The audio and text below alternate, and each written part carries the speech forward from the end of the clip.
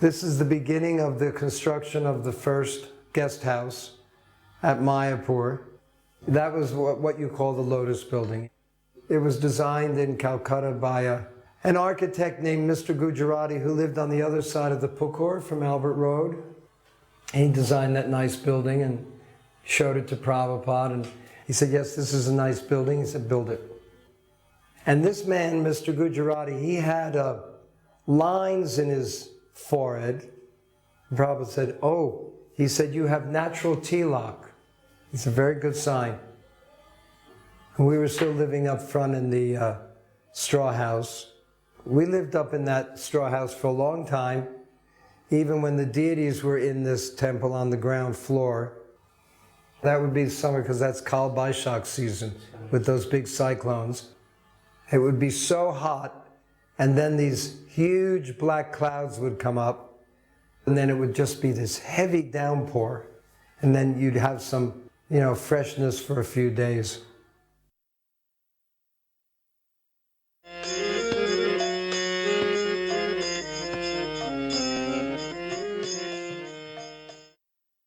When Prabhupada came to Amsterdam, that was the time I met him the first time. And so Prabhupada just came out of immigration and he saw me and he waved. And it was very ecstatic. I fell to the ground, paid my obeisances, and I laughed and I cried and I had so many emotions at the same time, which was extraordinary. Normally you either laugh or you either cry, but you don't have these emotions at the same time. Then he came to the temple and he gave a lecture. And the amazing thing of the lecture was, prior to that I could not understand Prabhupada's broad Indian dialect at all, particularly since English is not my first language. But the amazing thing was that as soon as he started talking, I could understand every single word, which was quite remarkable. I couldn't believe it. I went later, put on a tape, and I listened to it, and there it was. I understood every single word. It was kind of a miracle. It was 1971, and there was so many hippies at the time, and everything was a lot more liberal and free. This is Vondel Park. It's a very big park in Amsterdam. Hundreds of people turn up, actually. So Prabhupada did not give a class as such. He spoke very little, and he said that we should have kirtan and give them prasadam. That will be the best help that they can have at this point. Betanienstraat, which was the first place where we had a temple in Amsterdam, it was a garage in the street. Right behind was the red light district. And so Rabi transformed that garage into a temple room, and he actually built the altar. And the interesting thing about Amsterdam, because there were so many hippies, Mongol Arctic was always packed because they didn't sleep all night. They used to hear the kirtan reverberated around all the canals and the streets, and they all used to come and dance and sing with us. I mean, dozens of them every day, and after that they used to say for prasadam. So Amsterdam provided prasadam for literally thousands and thousands of people coming because they were so attracted. We were the only temple in Amsterdam in those days.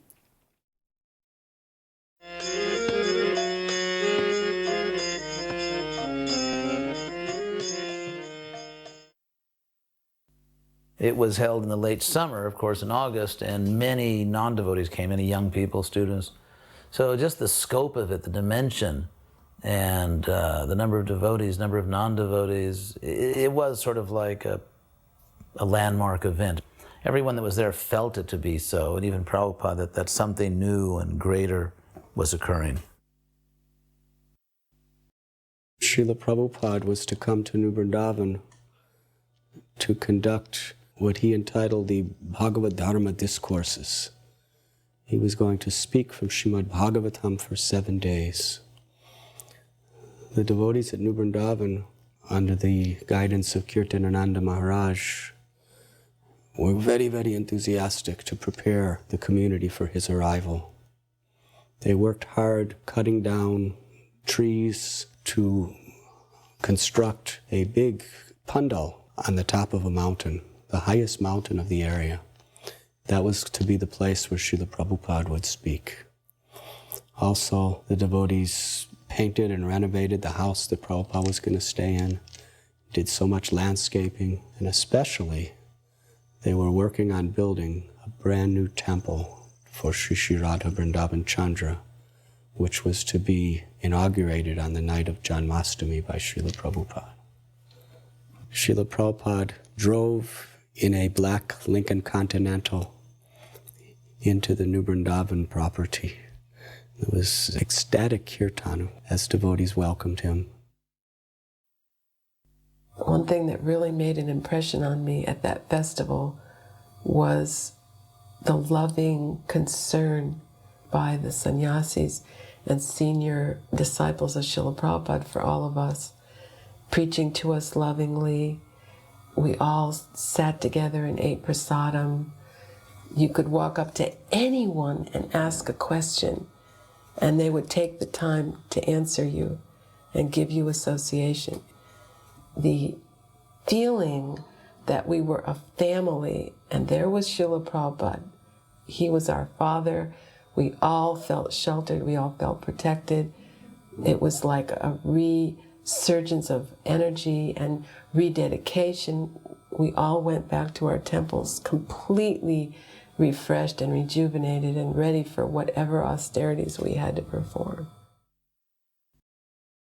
Devotees with very, very deep enthusiasm stood and sat all around him very closely as he spoke his welcoming address, thanking the devotees for their hard work and their efforts, and giving a basic message of Krishna consciousness. Srila Prabhupada, through his words and through his smile, while sitting there on that Vyasasan under a tree at Bahulaban, satisfied everyone's hearts. All of the hard work and intensive labor that was offered by the devotees over the previous several months was completely fulfilled. It all bore fruit when Srila Prabhupada smiled upon us and expressed his satisfaction to be with us at New Vrindavan again. Cooking for the deities and doing the artiks. That was my service. So one time Srila Prabhupada was there when I did the artik. I had a wonderful realization. I turned around, I was dirty because I'd been cooking all day, and then they pushed me onto the altar. And I was totally embarrassed, but I turned around to offer incense to Srila Prabhupada, and I realized that he was always there on the Vyasa sign, that it was absolutely no different. And I still feel like that he's present, even though it would be nice to be able to see him more clearly. And so he was staying in the small house at Madhavan, and I was standing outside, and he came out. And I suspect he came out to pass urine, which I realized years later, but I didn't know it at the time, and I was just standing there. And he came out, and I didn't pay obeisances. I couldn't say anything. I just stood there like a deer in the headlights of a car and was totally terrified. But it was a wonderful thing, because he smiled, he was so gracious. He smiled and made me feel so at ease, and not like I had done something stupid or that I was, somehow lacking. That he was so kind. He just stood there with me for a while, and then he smiled and turned around and went back in the building. I mean, it's always been kind to me like that, because I'm very shy, and I don't ever put myself forward. So he would put himself out for me. I had experiences like that with him, where he would reassure me. That's what I felt like. Devotees from New York and various other centers brought van loads of boga for the festival. And there was a kitchen set up right on the top of the mountain in the most primitive conditions, with oil barrels. They made stoves, and many dozens and dozens of devotees volunteered cutting vegetables, cooking with smoke bellowing up into people's eyes. But it was such a beautiful sight to seeing devotees from all over America working together in these very primitive forests of New Vrindavan, preparing prasad for Srila Prabhupada's Vyas Puja feast. And one time Prabhupada was sitting taking massage, and then right in front of Prabhupada, these two little kittens were wrestling. And they actually rolled right onto Prabhupada's lap. And so among the various zealous misconceptions that plagued us in our early days, one that we had is that, animals were so contaminated that it's horrible to even touch them. I was sort of appalled that these two kittens, they were cute, but they just rolled right onto Prabhupada's lap. And I was thinking, oh my God, an animal touched Prabhupada. But to my surprise, Prabhupada just started petting them.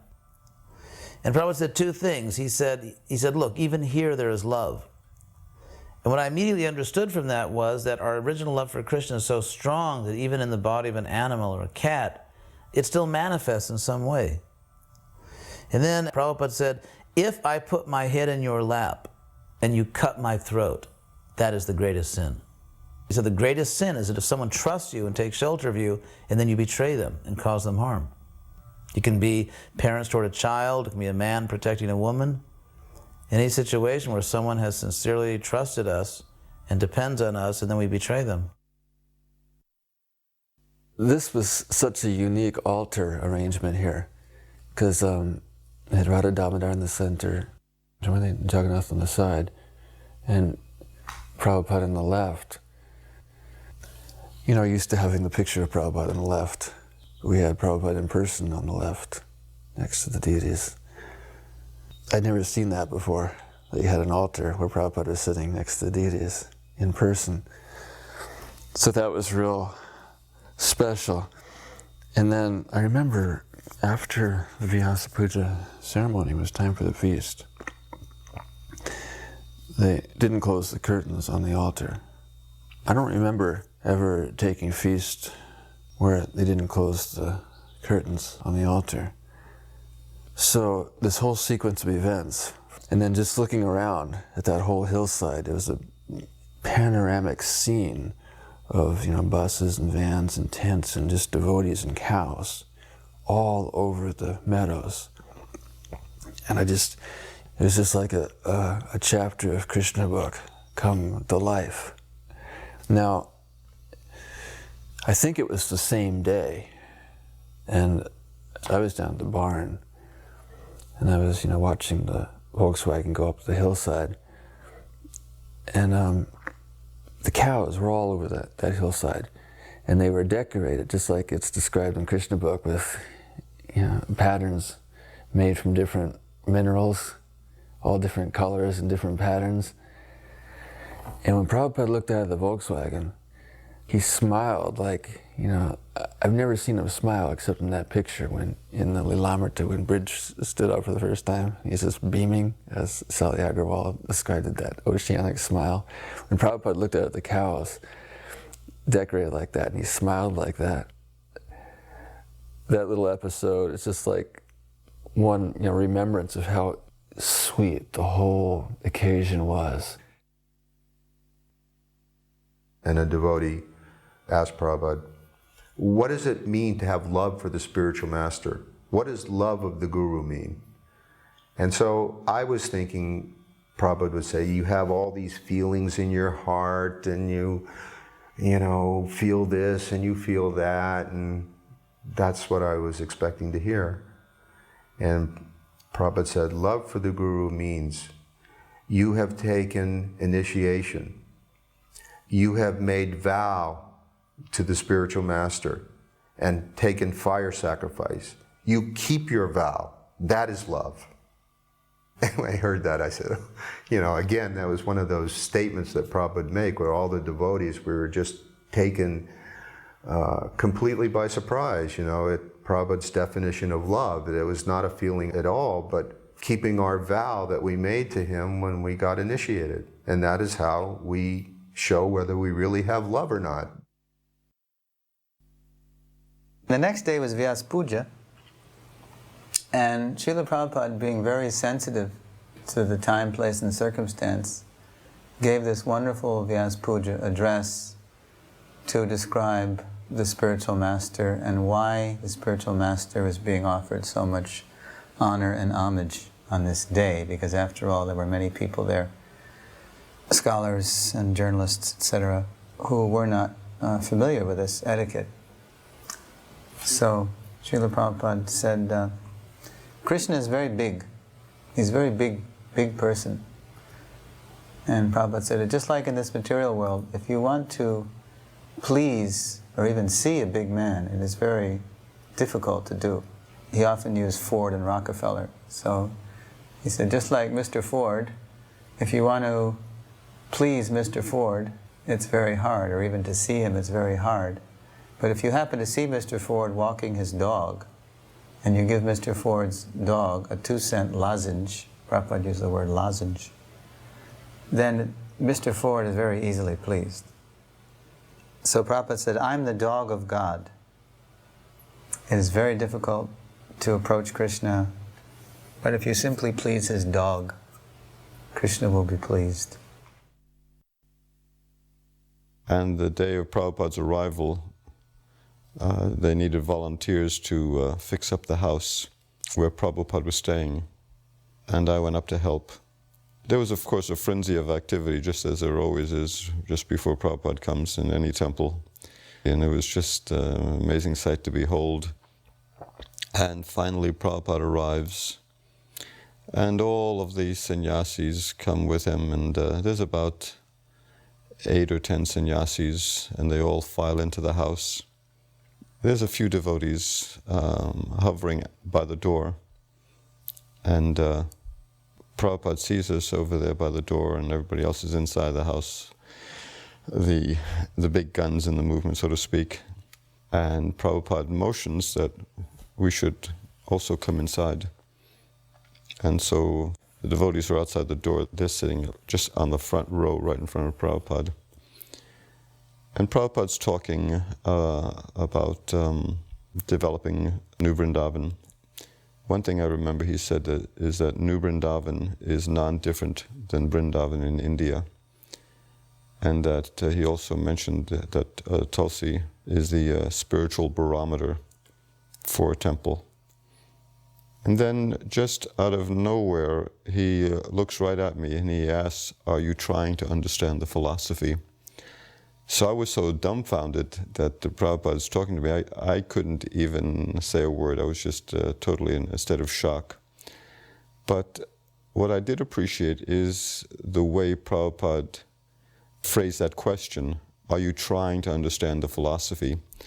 That if someone just makes an endeavor to understand, that's sufficient. Prabhupada would be pleased just by somebody making an endeavor to try to understand. Whether they understand or not, that's another matter, but just to try to understand the philosophy.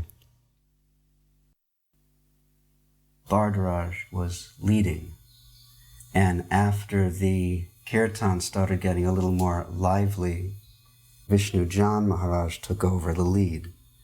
Vishnu Jan kept kind of lovingly singing the Maha Mantra.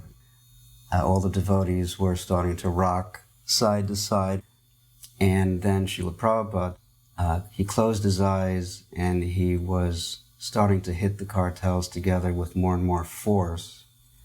At one point, which seemed to be the perfect crescendo of the chanting of Vishnu Jan, everyone was shocked when Srila Prabhupada interrupted Vishnu Jan and took over the kirtan. That had not been seen before. Prabhupada seemed to be in such an ecstatic mood that he had no choice but to take over the kirtan. And at that moment, everyone went absolutely mad. There was a rush toward the stage, and I was right in front of Prabhupada, and we were kind of crushed into the stage, and everyone's arms, it looked like 1,000 arms were outstretched to Srila Prabhupada. People started to cry. Srila Prabhupada's chanting was so beautiful. It's almost like the sky opened up, love of God came down, and it poured over all of us. Because at one point, they were crying so much that they just started to whimper and gasp. I've never been to a kirtan like that before in my life, never since. And I think I cried for about an hour after that. The day wore on and we were fasting and chanting, and then nighttime fell, and the midnight arti. And after fasting and chanting, everybody's ready to break fast. But Srila Prabhupada has the devotees open up Krishna book, because now he wants to hear about Krishna. It's the appearance of Lord Krishna. So Prabhupada sits up straight and his eyes are open and he's all ready to hear, and we're all ready to eat, basically. So Krishna's pastimes are being read. Now it's 12:30, 1:45, 1 o'clock. And everyone in the room except for Prabhupada is gradually being overcome by the forces of sleep. And we finished the first chapter, and then it continued into the second chapter and the prayers by the demigods for Lord Krishna in the womb, fairly weighty philosophical topics. And you would see these dandas nodding like divining rods, or like crossed swords crossing in the aisle, as the sannyasis bearing them would gradually be falling asleep. And then the rods would again split apart from one another as the sannyasis would jerk themselves awake, and then the rods would gradually descend again as the devotees holding them descended towards sleep. But Prabhupada was very staunch. He was there listening very intently. And at one point, I remember looking around the room, and everyone in the room was asleep except for Prabhupada at one point. It was really incredible. I was watching Prabhupada very carefully to see if he was going to fall asleep. And at one point, Prabhupada looked like he was starting to nod. And he just leaned forward ever so slightly, and immediately caught himself and sat back up straight. And with his right hand, he made a chopping motion, like, no, I won't fall asleep. And from that moment on, he was sitting there listening in rapt attention. Then suddenly, it's pitch black. The power had gone out. So I was thinking, what is Srila Prabhupada's expression going to be when the lights come back on? Is he going to be upset? What is he thinking about? It seemed like a very long time that the power was off. And when the lights came back on, Prabhupada had this huge ear-to-ear grin on his face. And the words that he said were, "So now, Krishna is sitting on the lap of Mother Yasoda. I think you are all tired, so we can stop here." And all the devotees started roaring. I remember Gayatri and several other of ISKCON's best bakers spending several days to cook a gigantic cake for Srila Prabhupada's Vyas Puja. It was the most enormous cake I ever saw in my entire life. And they were cooking everything on this very, very simple makeshift wood oven. The fuel was wood, and they made the oven out of some sort of big cans, barrels. And they would just make a little piece at a time, a little piece at a time, and they just, as the days went on, they were stacking it up, and it ended up a huge, glorious, incredible cake. They brought it all the way up on the hill. Many devotees had to carry it, and then they offered to Srila Prabhupada. And as Srila Prabhupada was eating it, it became prasad. So within moments, devotees gathered around the cake for remnants, and they practically dove into that cake.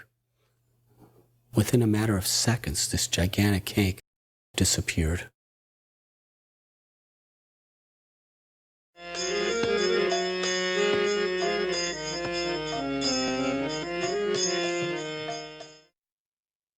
This is a really glorious return for him to Vrindavan. He just really enjoyed his disciples being there. And Prabhupada was really excited about going back there. I became his servant like a month before. And he had it planned out. And he would give little ideas of what his plan was. And that's what he said. He would be speaking in English, because it was for his disciples, he said. Not that he was going to speak in Hindi to the local inhabitants or Braj, but he wanted to speak to his disciples. He was training them up in Krishna consciousness.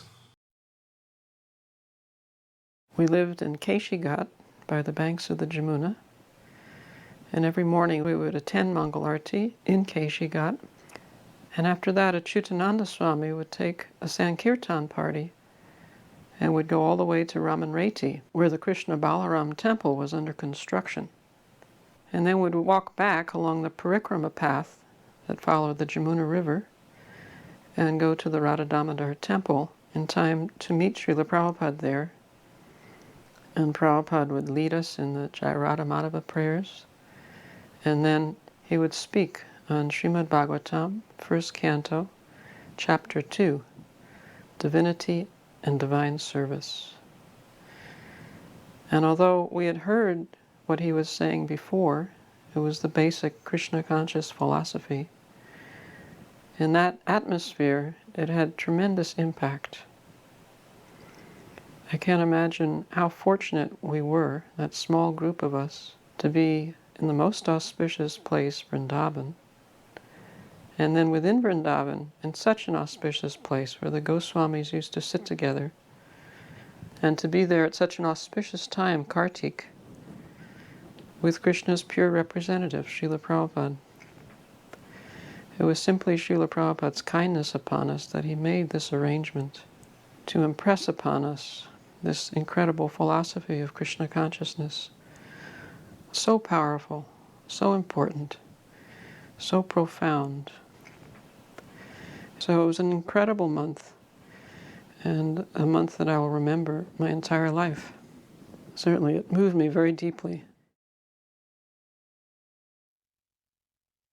But once we were walking in Vrindavan along the road, and there was just a couple of us, and all of a sudden, out of the blue, Prabhupada just stops, and he turned around, and he looked at me straight in the face, and he said, "So Dinanath, you will become a pure devotee?" Simultaneously, it was a question, but it was a directive too. He was inquiring, but at the same time, he was giving me a directive. And I immediately answered, I said, "Yes, Srila Prabhupada." Then, about a day later, we're walking again the same way. He stops again, turns and looks at me, and he says to me, "Don't change anything."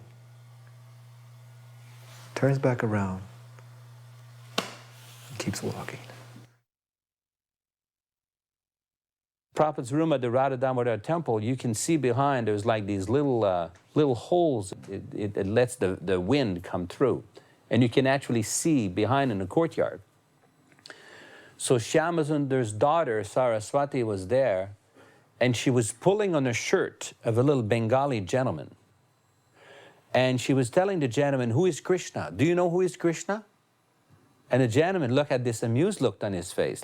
Saraswati may have been 4 or 5 years old at the time. She was very young. And Prabhupada was looking, and we were looking. And the man was amused that this little girl would ask him that. And then she told him, "Krishna is the Supreme Personality of Godhead, and you should surrender to him." And Prabhupada says, "Just see, she's a guru. She's preaching about Krishna." We were all sick with fever and dysentery, and because the conditions were very austere. And I remember Vishaka and we used to prefer to just jump in the Jamuna River, even though it was completely pitch dark and we couldn't see anything, we couldn't touch the bottom, rather than go in the bathroom, which was slimy and indescribable.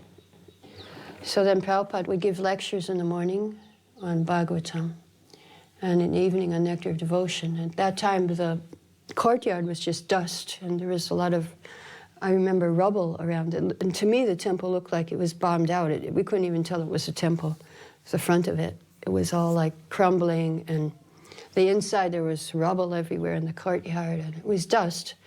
But actually, I prefer the dust because it was the original dust where the 6 Goswamis sat.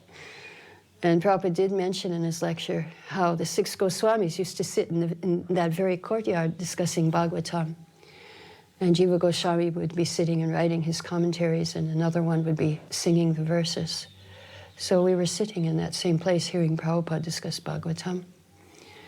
And then after the evening nectar devotion, Prabhupada would have darshan in his room. And that time, he would just talk very informally. I remember him warning us not to associate with the Babajis. And he talked about Markat Vairagya, that the monkey has many wives. He's vegetarian, and he's renounced, but he has many wives. So the Babajis are like that. He told us, he said we shouldn't associate with them.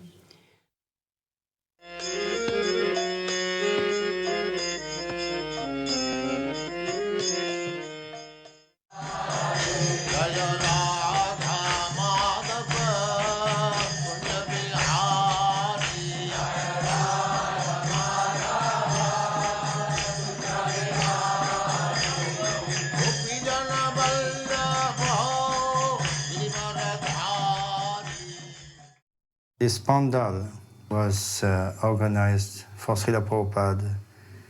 This place was exhibition grounds in the center of the Hyderabad city. And for about 10 days, Prabhupada gave lectures morning and evening. These deities are Radha Madhava. That must be in the morning, starting by Kirtan. So there were quite a good number of devotees, maybe at least 50. It was very successful.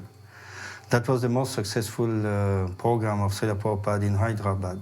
Every day, about not less than 5,000, sometimes 10,000 used to come, especially in the evenings. And morning, 1,000 or 2,000. It was the beginning of our mission in Hyderabad. All the most important people attended as chief guests, and there was a committee also formed of some of the most important businessmen. So they were very impressed by this program. One gentleman, Mr. G. Pullareddy, was having a sweet shop in Hyderabad. He came forward to donate a piece of land measuring about 950 square yards in the center of the city. And now our ISKCON Hyderabad is situated there. At that time in Hyderabad, there had not been any rain for at least 1 year. In the last monsoon, there was no rain. But during our program there, in the last 2-3 days, the rain started. And Prabhupada mentioned this is due to our kirtan. It also came in newspapers that the Sankirtan is bringing rain. So I was greeting the deities and offering to the deities, and Prabhupada came up and paid his obeisances to the deities and then walked back to give his morning class. Well, I'd always been trained that you never leave the deities alone. So even though I wanted to go listen to Prabhupada, I felt as a Pujari it was my duty to stay there. So I was staying there, and about 30 seconds later, Bhavananda comes running back down to where I was and said, "Oh, you are here? Good." Prabhupada wanted to make sure someone was with the deities. So that really struck me, that here, everybody's chanting Jai Prabhupada, and he's going up, getting flower garlands, getting worshipped. But he's thinking, oh, is somebody with Radha and Krishna? And that was really nice. Both to see that Prabhupada had, was thinking like that, and then to feel that I had, understood Prabhupada in that way. So one morning, Prabhupada gave a lecture, and after the lecture, one Indian gentleman came up to Prabhupada. He had just purchased a small book. One of these small Krishna consciousness, topmost yoga system was out. And he asked Prabhupada to autograph it. So I was standing right next to Prabhupada, and Prabhupada smiled and said yes. So the gentleman handed him a pen, and Prabhupada autographed the book. So then another gentleman, seeing the opportunity, took a book and asked Prabhupada to autograph it, and Prabhupada autographed it. So I was standing right next to Prabhupada. So another man, the third man, he pulls out of his pocket a little notepad, and with a pen, and he says, asked Prabhupada for his autograph. Prabhupada looked at him and smiled and said, "No book, no autograph." We were in Hyderabad. At this time, I was torn between, making my commitment to maintaining brahmachari and considering even going into sannyas and thinking about marriage. I knew in my heart that I wasn't, the time wasn't right and I was young, but my spirit wanted it, It wanted to live a renounced life, but my body and my mind wasn't ready, mature enough for it. So it was tearing my being in different directions. So I couldn't sleep one night. So I got up, and I walked down this building we were staying in, and I walked down the hallway, and I kind of like peeked my head in Prabhupada's room. It's about 11 o'clock at night. And I peeked my head in, and I saw Prabhupada walking, pacing back and forth, up and down. So I kind of like wormed in or something, slimed in, and offered my obeisances. And he was walking, and he looked over at me and waved to me, get up, come, So as he's walking, he brings me over to him, and we're walking side by side, back and forth, and he's Hare Krishna, So he goes, yes. So I said, Prabhupada, I'm thinking about going to Hrishikesh. He just became silent, he's listening. And he gave me a chance to explain. He didn't ask anything, I said, I'm thinking about going to Rishikesh and maybe to live as a brahmachari, to go and live in an ashram, to be around any women and things, and I can dedicate myself to brahmachari life. So after explaining my heart and everything, he stopped, and it was like time stood still and the earth stopped, and everything. And he just looked at me dead in the face and the eyes, and he said, please don't do that. I wasted 12 years simply sitting in Vrindavan. He said, just tell everybody you meet about Krishna. At that point, I felt my problem was solved. I didn't know what I was going to do personally, but my problem was solved, and I bowed down, said, thank you, Prabhupada. He started walking again. I went and took rest. Palika and Jamuna and Malati in the kitchen, they were preparing prasadam for Srila Prabhupada, and I was in the front room, and then Srila Prabhupada was in another interior room on the ground floor behind his desk, and his servant brought in a sadhu from South India, and he sat down in Srila Prabhupada's room, but I didn't hear any conversation going on between them. It was like, why aren't they speaking to each other? And then all of a sudden I heard a huge verbal argument, and they were screaming at each other at the top of their lungs in Hindi. No, no, no, no, no, no, no, no, no. And all of a sudden, I was really concerned, well, what's going on? And then all of a sudden this guy storms out of the house. And for the next 2 weeks, Srila Prabhupada was so grave. And the lectures, if you listen to those lectures, he's talking about Chatur Varnam Mayasristam Guna Karma Vibhagasha. Krishna has established a natural system of Varna and ashram, Brahman, Kshatriya, Vaishya, Sudra. It is something that happens within society naturally, and people are judged to be in one of these categories, Brahman, Kshatriya, Vaishya, Sudra, by their qualities and by the work that they do. Never in this verse does Krishna mention anything about birth. So we found out later on that what this argument was about was this guy was coming in and saying, you can't do this. You can't take Malechas and Yavanas from the West, meat eaters, and convert them into Brahmins, give them the sacred thread, give them the sannyas tridandi. And of course, this argument had been presented in different ways to his Acharya, his Guru Maharaj, Srila Bhaktisiddhanta. So this was a fight that was going on for a long time, and Srila Prabhupada in the next 2 weeks quoted all the different verses from all the different shastras explaining that Krishna consciousness is a universal movement. It is not just for India. It includes the entire world. They wanted devotees to come down from Calcutta and Mayapur for a pandal, because they had no devotees there. So I took Radha Madhava from here, and that other Lord Chaitanya, Tarankanti Ghosh, had made for us. And we went down and set up the pandal there. Prabhupada was looking at the deities, and he turned to me and he said, is that Radha Madhava? I said, oh yes, Prabhupada, we brought them from Mayapur. Anyway, he said, you should not take from Mayapur. He said, but what's done is done. When you take them back, they're to stay there forever.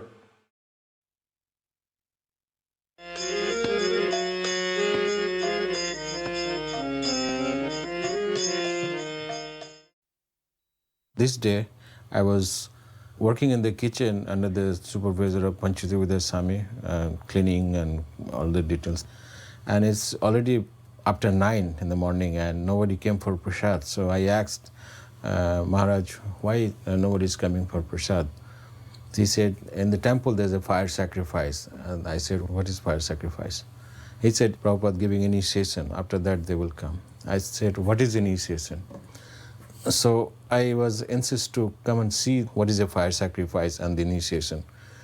I don't know anything about that. Maybe that was 3 or 4 weeks I was there. So he said, okay, you can go for 10 minutes, a lot of work to do in the kitchen. So I came and I stood in that side of the corner, watching what is going on. Then Prabhupada saw me. He said, you come and sit down for initiation. Then Prabhupada asked me many questions during that initiation. First he gave me the beads, then he said, what is your name? I said, my name is Shekhar Kumar, but Giriraj Swami and everybody call me Haridas. He said, okay, keep that name, but you must follow the teaching of Haridas. Then he asked me, do you follow 4 principles? Because I don't understand, I said, no. Then Giriraj Swami said, Haridas, those not eating meat, not fish, not drinking. I said, yeah, those I know, those I follow. Then gave me the beads, and then he sent me back. He said, now you go to kitchen and start working. The fire sacrifice still not over. And when I gone back to kitchen to work, and Panchadevida Maharaj got angry at me. He said, what took long time, he will send you for 10 minutes. I said, I just got the initiation. He said, what you're doing, go back there. So I came back again, and that was like a climax of the fire sacrifice. In 1972, in December, Srila Prabhupada went to the house of one Vaishnava gentleman named Kartikeya Mahadevya. And this particular gentleman had some very nice apartment, luxurious apartment, fronting the ocean. So Srila Prabhupada went to his place and stayed there. It's pretty spacious quarters. Quite a few devotees every night would come there. So we went to see Srila Prabhupada. We had come back from a trip to South India. We had gone to Madurai, Coimbatore, Bangalore, several places. And Prabhupada says, someday I want to go there and see. So Prabhupada said, would you please make arrangements to take me there someday? I says, okay, Prabhupada.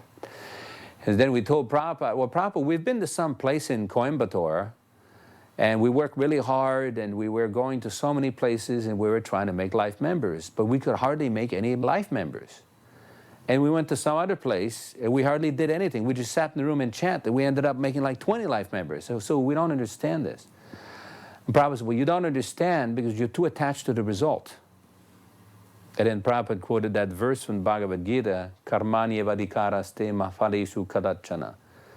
That, you do your duty, but don't be attached to the result. And Prabhupada says, you leave the result to Krishna. And Prabhupada said, you leave the result to Krishna, act sincerely. And Prabhupada says, if you're very sincere, Krishna himself personally will see that you become successful. And Prabhupada says, but you have to understand, this is not simply about an amount of money. He says, you do the service and Krishna will judge. Krishna will decide. And then Prabhupada says, my Guru Maharaj one time told me that even if there's not so many people, we can preach to the wall. That doesn't matter. We can preach to the wall. Prabhupada says, you just go on preaching, that's all. You just be sincere, preach, and Krishna will make it successful. The last day of the Pandal was a Sunday, and more people attended than ever before. There's tens of thousands of people in the huge Pandal. Prabhupada lectured very strongly from the Vyasasana, and then when he finished, the kirtan began, as it did every evening. This kirtan was especially enthusiastic.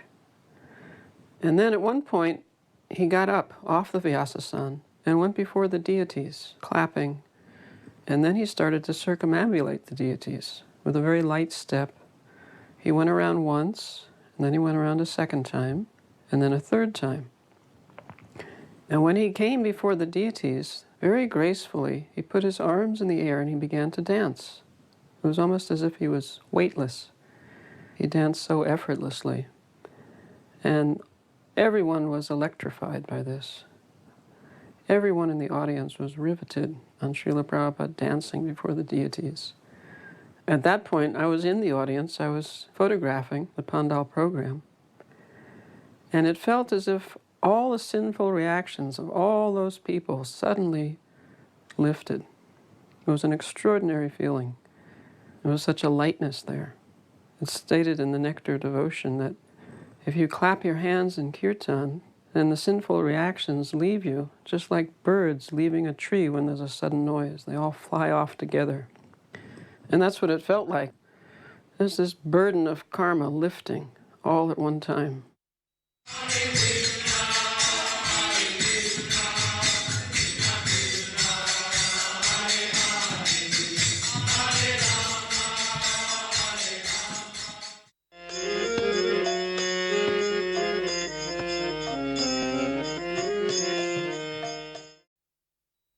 In spite of all the stories of Prabhupada, I, who had been an English major in college and read a lot of fiction, had always had an idea of there being a dichotomy between the author and his works. So I just always had this keenness to meet Prabhupada, the author of this book, the Bhagavad Gita and other ones that were coming out. And when Prabhupada came to Australia, what struck me was that whether Prabhupada was speaking before an audience of 600-700 people or whether he was just in a room alone with me, he was basically speaking the Bhagavatam and the Gita. He was the Gita and the Bhagavatam.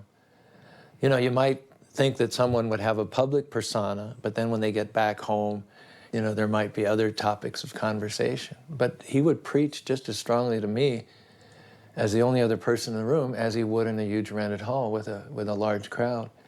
That inspired me to launch a very, very deep study of Srila Prabhupada's books.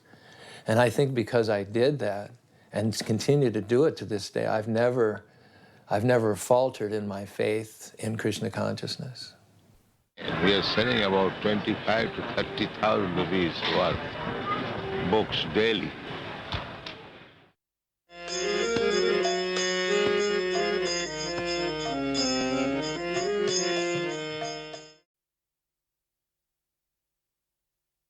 Actually, I didn't know about this movement until Mr. Dadlani came to my office.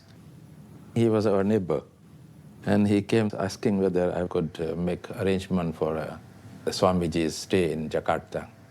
So I immediately told him, okay. At that time, there were not many hotels, so I offered to give our own building. We started to make preparation. We moved to another house and gave the whole building to Swamiji. Jayas Jina Trading. So this was our house actually. We had a shop down, office, and we were living upstairs on the second and third floor. And Swamiji's room was my room, my bedroom. So I was very happy that he could stay in my bedroom and bless it. This is at the VIP part of the airport in Jakarta. So we have this special area booked for a greeting of Srila Prabhupada. And there are representatives of the Hindu Indian community and the Hindu Bali, means the Balinese Hindu community, but living in Jakarta. They call themselves Hindu Bali. So you have a selection of representatives greeting Srila Prabhupada and presenting talks. The Vyasa-san, we got a frame welded together which could be unbolted. And when it comes apart, you can stack it on top of a car or a vehicle. So this Vyasa-san appears here and also at Thakurdas Watwani's house and at the National Administration Building lecture, because we were disassembling it and moving it everywhere. When I was in the high school, this was about a year before Srila Prabhupada came to Jakarta. The devotees came to the school auditorium and they did a massive kirtan whereby I was impressed and more curious to find out about them, because it was the first time I was seeing Americans doing something like Hindu kirtan. And although I already had some little background about my own religion from my parents, but this was something different. And after they did kirtan, I tried to find out where they were staying, who they were. In fact, I found out that they were staying not far away from the school where I was going. It was Gandhi School, and I went to visit them. And ever since, I always attended their morning kirtans plus the lectures, and I even went in the evening time. We had a small children's club that they started, and I was chosen as the president.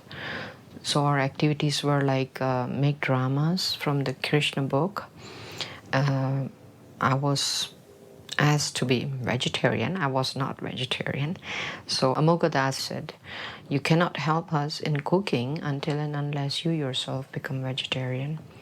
I asked them how long. I mean, it would take me to become vegetarian first and then help you. So he said, at least a month. You have to prove to us that you will have no tea, no coffee, no onions, no meat eating. And I actually started doing that, and soon after that I started chanting. I remember I brought my car and drove him in my car. And that car I kept with me for a long, long time. I didn't want to sell till it really broke down. So I thought since he had sat in the car, so I didn't want to sell it. But finally, the car was getting old and giving a lot of trouble. I had to sell it away.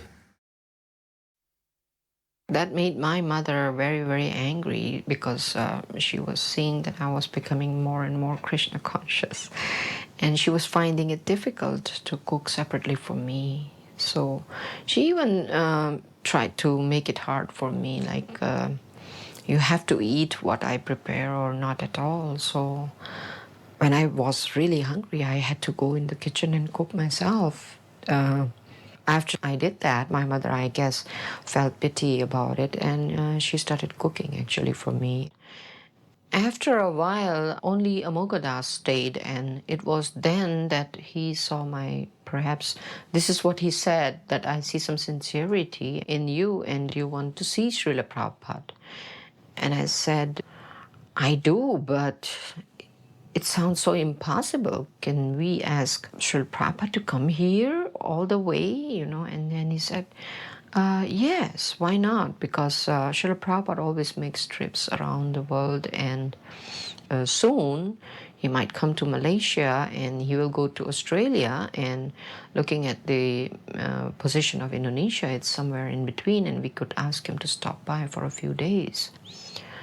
So I said, how would I do that? And he said, well, just write sincerely to him. I will help you out, and I will send it to him. Srila Prabhupada always answers all the letters that come to him.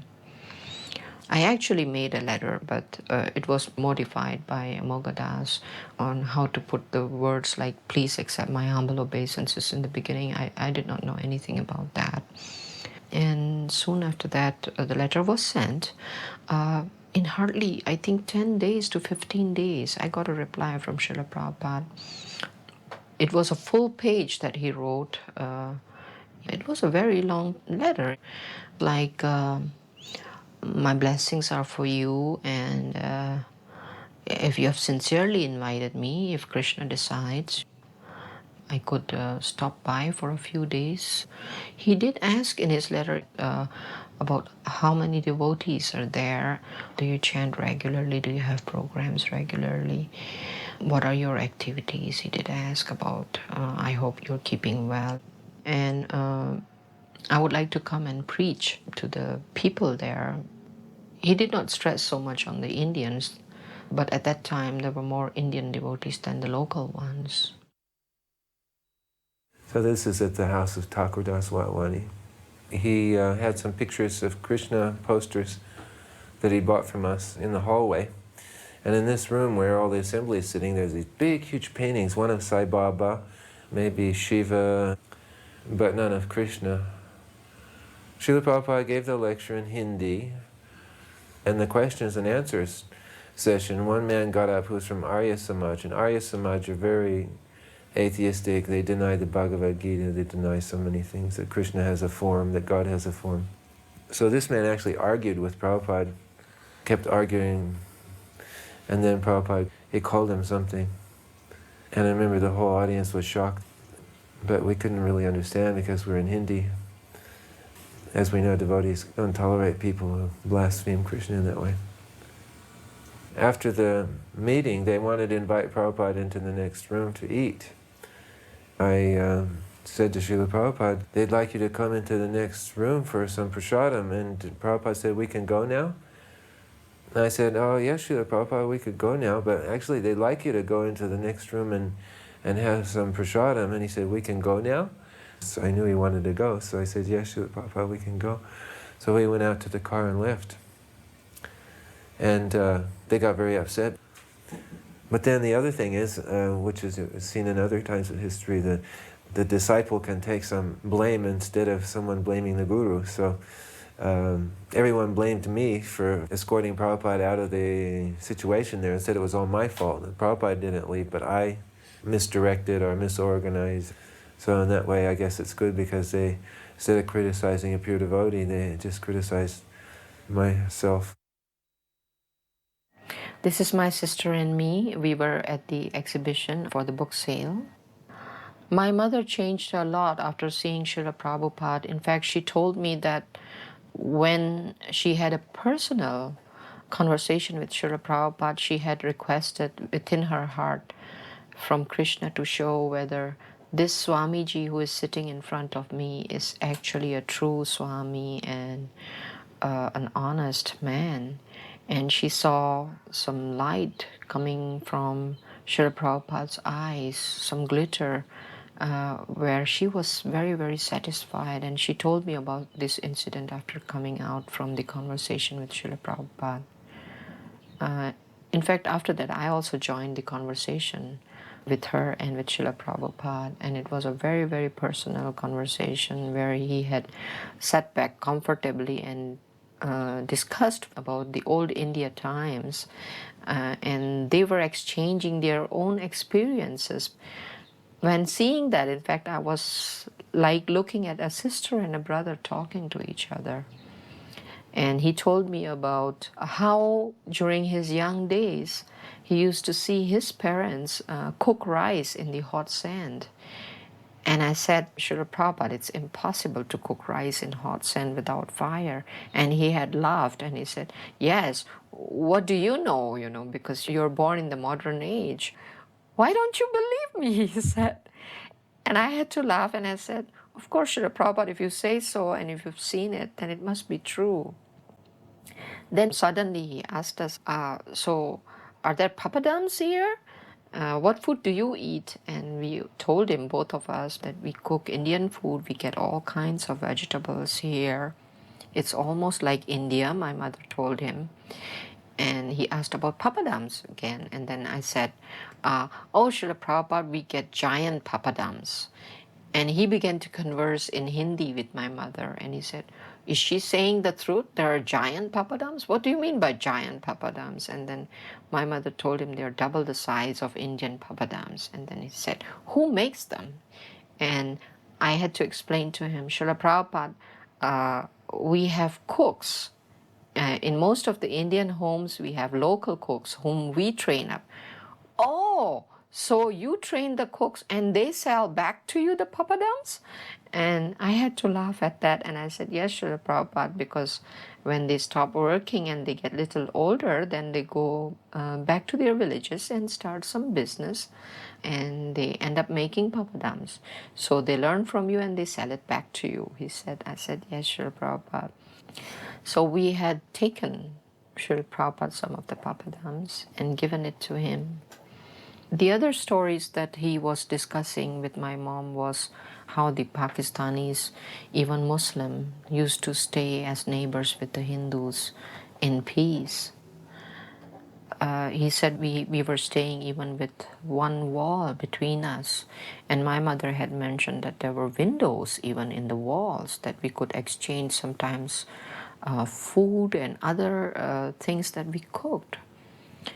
There was a lot of conversation between them in Hindi, but he had also at that time told my mother, so you should read my books. And my mother told him, I don't read and write, I'm illiterate. And he said, but you can speak Hindi and you can speak Indonesian, so you should learn English. And my mother told him, I'm too old. He said, it's never too old to learn. And she said to him, but Srila Prabhupada, I have read Mahabharata and Ramayana all my life. And he said, they are very different from my books. And it's very important that you understand what you read because there are so many translations and they are very, very misleading. She had Ramayana and Mahabharata in Sindhi language. In fact, she used to get up very early in the morning, and even since childhood, I used to hear her recite those books. So I guess that was the effect on me that I came to know about Krishna consciousness. It was like every morning we used to hear her read those books. This is the gathering at the Lembaga Administrasi Negara. It's an auditorium beside the President's Palace in Jakarta. This is his first day lecture. Kirtans were held and a very strong lecture which was in fact recorded. All the lectures were in fact recorded. I had the opportunity of being with Srila Prabhupada every minute from the morning walks that he had around the place that he stayed during the first day. We went around Pasar Baru area, and he had in fact stopped by at one shop that had words written Toko India. Does Toko mean shop? I said yes, and he said that's Indian person's shop. I said yes, and miraculously at that moment when we looked up, there was an Indian lady folding her hands and paying her obeisances to Srila Prabhupada. It was an odd time for Indians to get up at that time. That day he had seen also a vegetable vendor. We could never pace up with Srila Prabhupada because his walks were very, very brisk and very fast. Despite his age, I was quite surprised, and we were always left behind. So only Amogadas used to walk by his side. So when he saw this vegetable vendor, in fact, he had to wait for me to catch up with him. And then he went ahead and asked, are those corns for sale? And I said, yes, Srila Prabhupada. He said, could you bargain with him and buy some for my breakfast today morning? So I said, yes, Srila Prabhupada. And he said, do you know how to put them on fire with tamarind, salt, and with chili powder? I said, yes, Srila Prabhupada. Can you prepare them for me today? I said, yes. So I bought some, and we took them back to the place where he was staying. There I had no coal fire, so all I could do was put some salt and chili powder. I had no tamarind, nothing else. I had put a little butter on it, and I had to bake it on a gas stove. When I had prepared one, he was already insisting, where is the corn? Amogadas took it up to him. I had to rush and prepare those corns. I think he had about 3 or 4 that morning.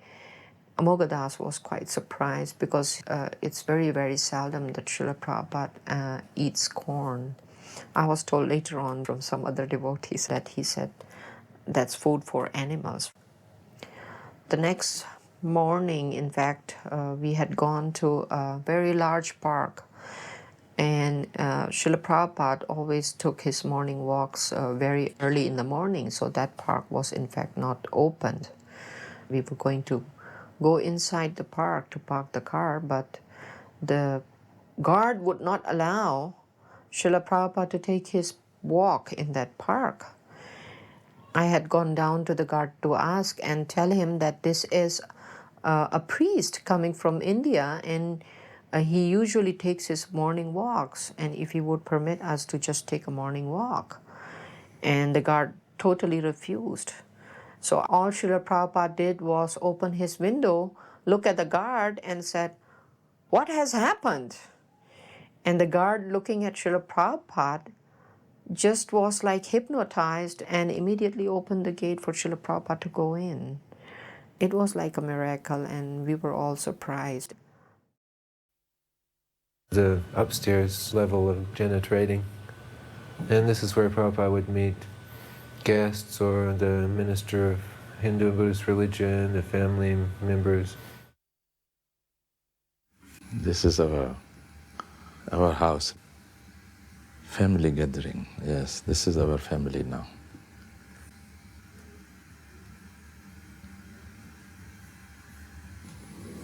to my wife. She had just given birth to a boy, a baby. He told us to ask whatever we wanted. I don't remember, but it was quite interesting. We were very impressed. And he blessed all of us. I remember one question he asked me whether I believed in God. I told him, of course I believe in God.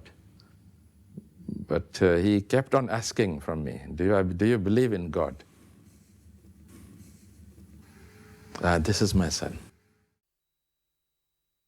When Prabhupada arrived, he arrived and stayed in his room, and we were outside, and then we were all kind of resting because it was quite an event for us. And Prabhupada only rested about a half hour after an international flight. And then Prabhupada, we heard him going around the whole room, quite a large room he was in, switching all the lights on and off, testing all the latches, everything, all the switches and different things around the room. It was interesting.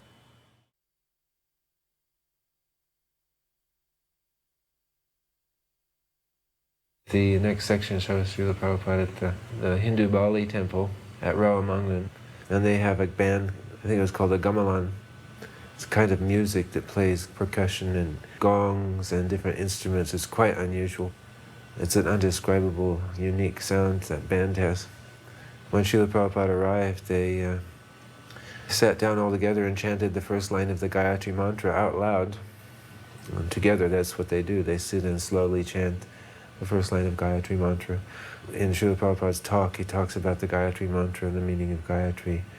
They played their own music to greet Srila Prabhupada, but also when he sang Jai Radha Madhava, which is he would always sing before speaking, he directed them to play along with him as he sang Jai Radha Madhava. But their band plays in very minor keys, and it's quite an amazing sound to hear Prabhupada chanting Jai Radha Madhava and them playing those instruments at the same time. It was very unique. And then they walked Prabhupada around. Outside they have an outdoor altar with a very high structure with a chair at the top, an empty chair, and then all these kind of carvings of beings.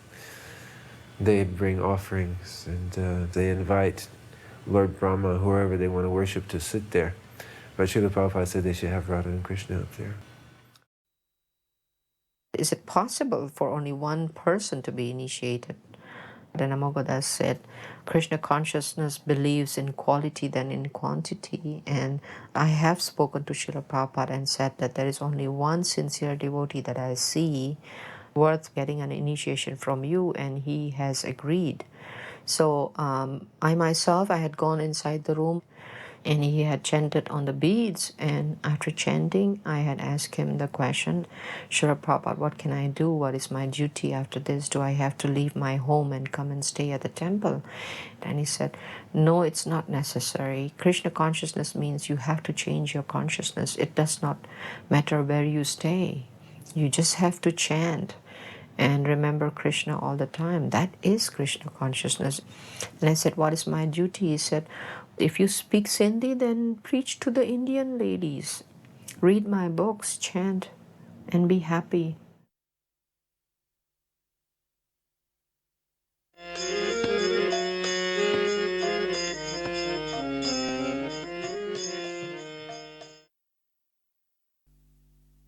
As a filmmaker, it was an exciting time.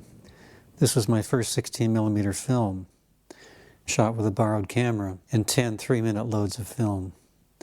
And what better subject than Srila Prabhupada and the devotees in Mayapur during Gaur Purnim.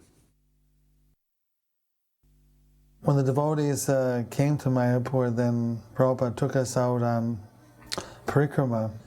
He took us to the different temples and showed us Lord Chaitanya's historical pastime places. And then he wanted us to go out every year.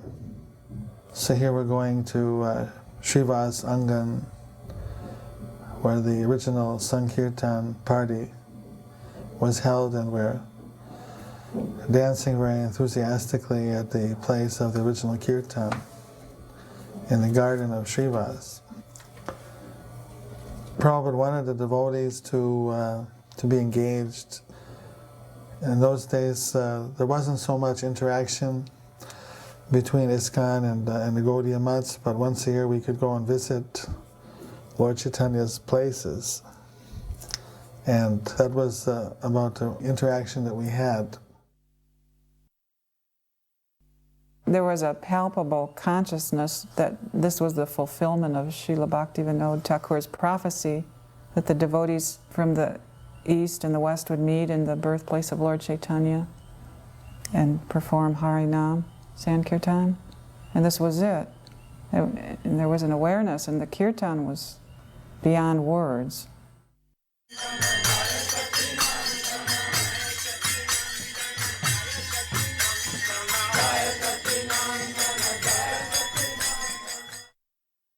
This is the birthplace temple. Originally, the birthplace temple was actually a grass hut because Lord Chaitanya was born in a grass hut. And then they changed it to a concrete replica of a grass hut. And Prabhupada expressed his dissatisfaction that they couldn't have maintained it. It would have been nice to maintain it in its pristine form.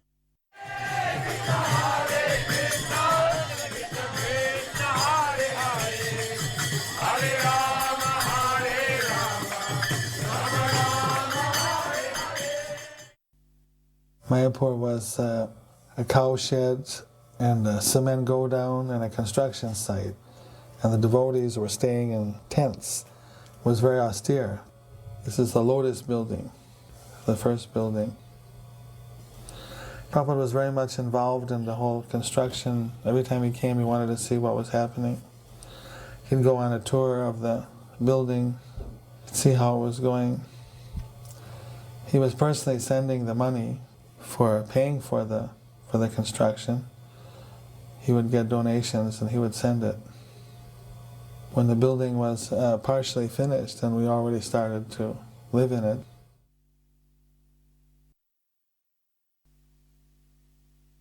Radhamadava were in the Bhajan Kutir. Then we built this little kind of a shed just to the side of the Bhajan Kutir where the arti is going on. There's a lot of people there because that was Gopurnima festival. But previously, no one was coming to Mayapur. The whole of 72, practically nobody came. And more or less I knew everybody that was walking down that road. And there were no visitors, they were all just local people. And one time, I saw some people walking down and I thought, oh, these are not local people because you can tell by the dress. So then they actually come in the property. And I thought, oh, they're coming in for darshan. And I thought I would get her back to Godhead and see if I can give her back to Godhead when they come. So I run in the Bhajan Kutir and got her back to Godhead. I come out, and Prabhupada was already standing there. He had come out the Bhajan Kutir also. And he was just standing in front of the deities. Then he looked at me and he said, why you're not here? He said, you see the guests are coming and there's no one here. The first people have been in about a couple of weeks. He said, no one is here. He said, people are coming. He said, you should be here. I said, I just want to get back to Godhead, Prabhupada, and I just come out. And then he was kind of looking at me and it seemed to be saying, what are you making all these excuses for? He was kind of smiling. I remember the first time I gave Prabhupada Charnamrita there, and my hand was shaking uncontrollably.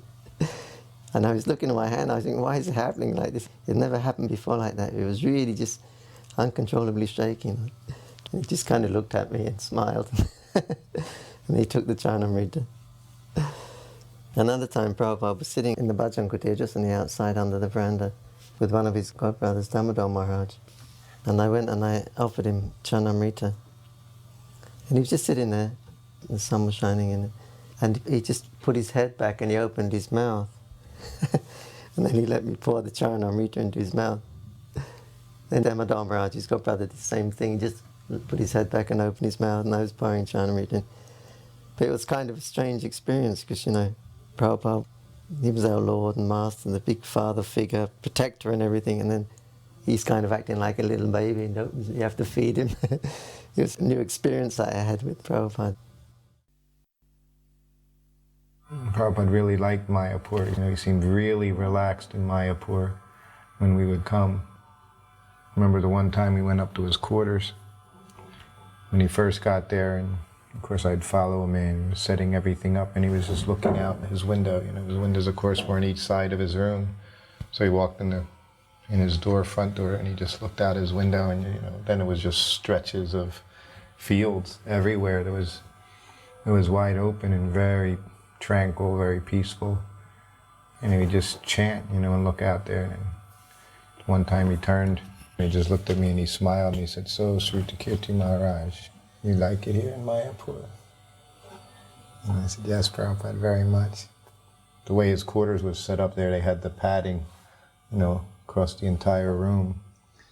So sometimes you could go in there in the middle of the day and Prabhupada would just be laying on the floor and he'd have his feet over the big bolster pillows that were against the walls. He would just move one out a little bit, so he'd just have his legs hanging over the bolster pillow and he'd just be relaxing. And his morning walk was always right outside his room. As soon as he'd go down the steps, he was already on his walk, right? But he also always knew everything who was around, who wasn't around, who was missing the walk. Because sometimes if he was going out, get down to the bottom of the stairs and he would ask, "Where's such and such? Where's this devotee? Where's that devotee?" One time he asked, he said, I don't know who it was, he said, "Where's this devotee?" And someone said, "Oh, he's sick, Prabhupada." Prabhupada kind of chuckled. And I said, "Yes, Prabhupada, I think he has morning sickness." And then Prabhupada laughed. He said, "Yes, that is the difficulty."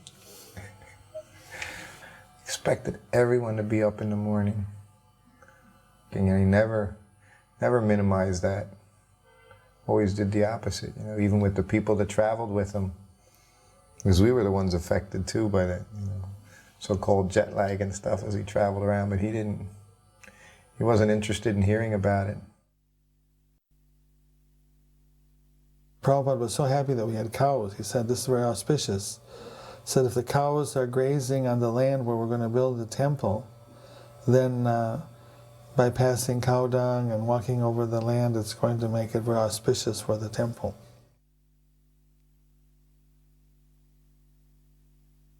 Prabhupada wanted us to feed the local villagers, so we had, even before we had a building, we had a big pot for cooking and distributing prasadam. Prabhupada used to go on walks, and he liked to walk along the pathways in between the fields. He called these the little highways. As he'd be walking, then the villagers would offer him respect and pay obeisances. It was a very informal, friendly environment with all the local villagers. Prabhupada would walk out in the fields and then he'd look and say, "Here there'll be a spiritual city one day." I have seen that Prabhupada morning walking time, one villagers, he is taking some sabji, vegetables to nearby market. Then Prabhupada stops suddenly. Then he says, "Why you are going?" "I have to sell this vegetable to the market." Then Prabhupada says, "Why not you are giving to the temple? You can serve Radha Govinda by giving your vegetables." Then he has agreed. He purchased all the vegetables, big bucket he purchased. Then he told Jayapataka. Then Jayapataka paid his amount. He told that vegetable man, "Please you come every day and talk to the temple manager and give sabji, fresh vegetables to the Radha Govinda." He has all the time mind to give fresh flowers, fresh vegetables, fresh fruits. I have seen also sometimes in Calcutta somebody purchase not fresh fruits. So he was very annoyed. Why you do not buy the fresh fruits for Radha Govinda? So I have seen same thing, fresh vegetables he likes to offer Krishna. Prabhupada was going on a walk and he called me because he said he wanted me to take the part of the material scientist. Then I said to him, "All right," speaking as a scientist, I said, "We will not argue whether a soul exists or not. We'll just take it as a given that a soul exists. So my question to you is that we will create the right properties in our laboratory and in our test tubes so that your Krishna will send a soul into a test tube. Is that premise accepted by you? Is that acceptable? Because if I was thinking, if I can get Prabhupada to say yes, then I'll say, then we have created life. And then Prabhupada just said, you rascal scientist, you will not tell Krishna where he has to send a soul. Prabhupada sometimes used to go for a morning walk there on the Ganges. It used to take about almost 20 minutes to walk there. At that time it was way, way over the other side. And one time actually they all took baths there. They were all sannyasis, I think, or at least brahmacharis and sannyasis. And Prabhupada said, you can take a bath if you like. They said, Prabhupada didn't bring any gamchas. I said, it's okay, no one's around. You can go in your kopin. So everybody jumped in the Ganga, and then Prabhupada went in also. He had a gamcha, his servant brought him a gamcha. And he also went in. And then they started fighting, splashing and everything like that. And Prabhupada said that, this is okay. He said, Lord Chaitanya, he was also doing this. Then someone started to splash Prabhupada, Madhavisa Maharaj, I believe. Mildly, in a playful way, but he was giving little splashes with his hand. But Prabhupada said, don't become too familiar with your guru. He reprimanded him. And Guru creeping in, and they were pouring water on Prabhupada's head with their hands, chanting Chintamani Prakara Sadmasukal, chanting Chintamani prayers. Another time he said, if you build a road from our ashram to the Ganga, nice road, he said, I will come every morning for a walk here. And another time he said, be careful, because the Ganga could come and take away all of our property. For several years, the Ganga was constantly changing course. Then the course was diverted right over to the property. But then the government took action. They made some proper embankments there with bricks. But it came very, very close, right up to the road. But now it's gone back to a steady course, which is a very good symptom, because in the Nabadita Mahatmya, it's predicted that for several hundred years, about 400 years, the Ganga will constantly do this, actually flood the whole area. And then after 400 years, Bhaktivinoda Thakur mentions, then she'll go back to a steady course again. And then he said many, many bathing ghats will be built on the Ganga, and many, many temples will be built, and many household dwellings will come up. And there will be, of course, the Adbhut Mandir, a very astonishing temple, will rise, from which service to Lord Chaitanya will spread all over the world. So now we're seeing this. Now the Ganga is more or less settled. There are permanent ghats being made. ISKCON's made one. Madhav Maharaj has made a permanent ghat. And there's hundreds and hundreds of dwelling places now, all over the place. We have our Grihastapara. Then just outside the master plan of our project, there's so many houses. And the community members also of the Chaitanya Math and Jogpit, Gaudiya Math, they're also building little houses. There's hundreds of little houses. It's all predicted by Nityananda Prabhu. So these are good signs.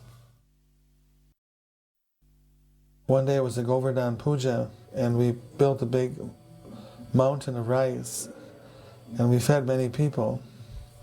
And the people took their leaf plates after taking prasadam, and then they threw it behind the building. And then Prabhupada was living up on the second floor. And we were sitting in the room together, and then he heard dogs barking and kids shouting. And so then he got up and walked back on the veranda behind his room.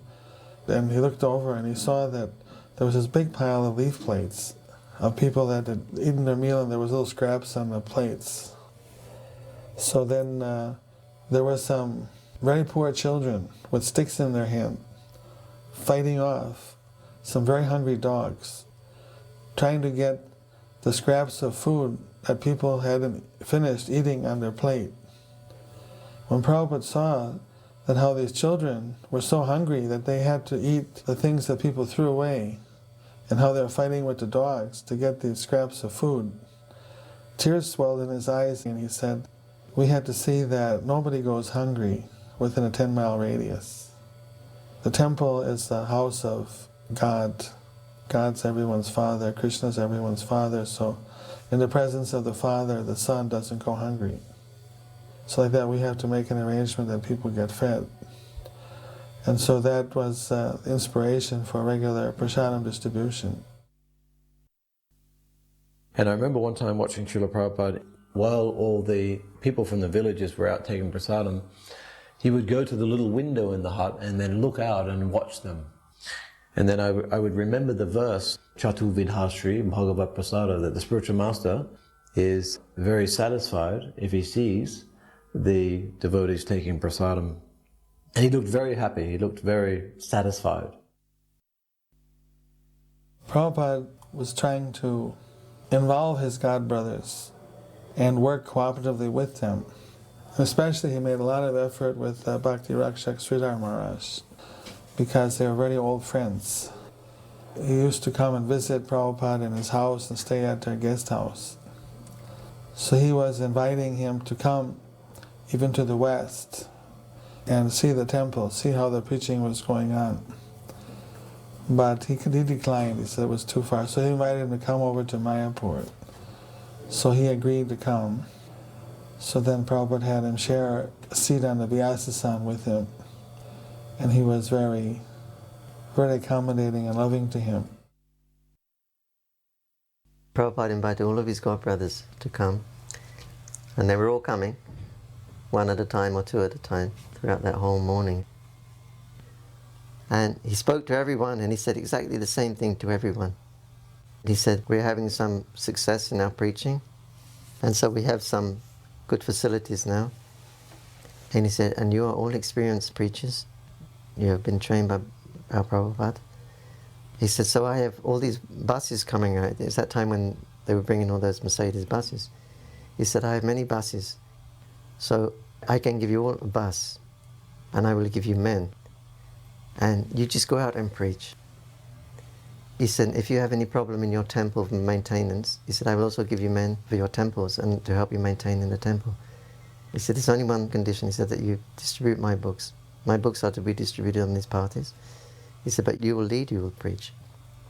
Unfortunately, not one of them accepted his offer. And Prabhupada really tried to get them to work together again.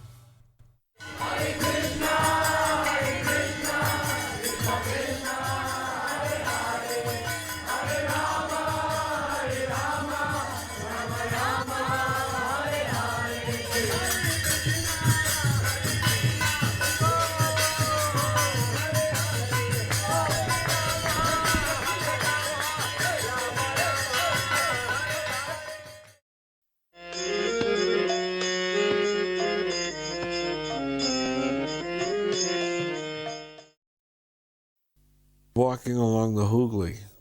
Yeah, the Hooghly is the Ganges River, which I really enjoyed because Prabhupada would stop sometimes and have intimate moments where he would look at the water, and you could just imagine that Prabhupada sailed down that water, when he left. He left from Calcutta, right? So, that's the place. And now he's back here again with his disciples. In Calcutta, there were so many parks Prabhupada would walk in. Back in the day when Prabhupada was growing up, he said Calcutta was their model city of what they, wanted to create in India. They have many beautiful parks. Every few blocks there was another park.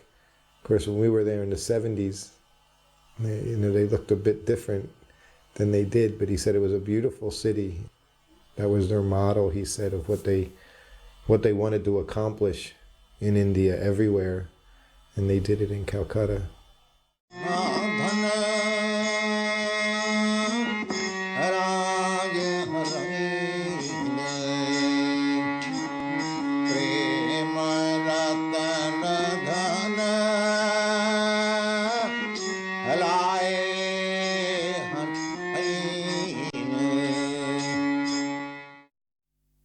Prabhupada used to take his morning walk quite often in a little park just around the corner to the temple. I think it's called Das Priya Park.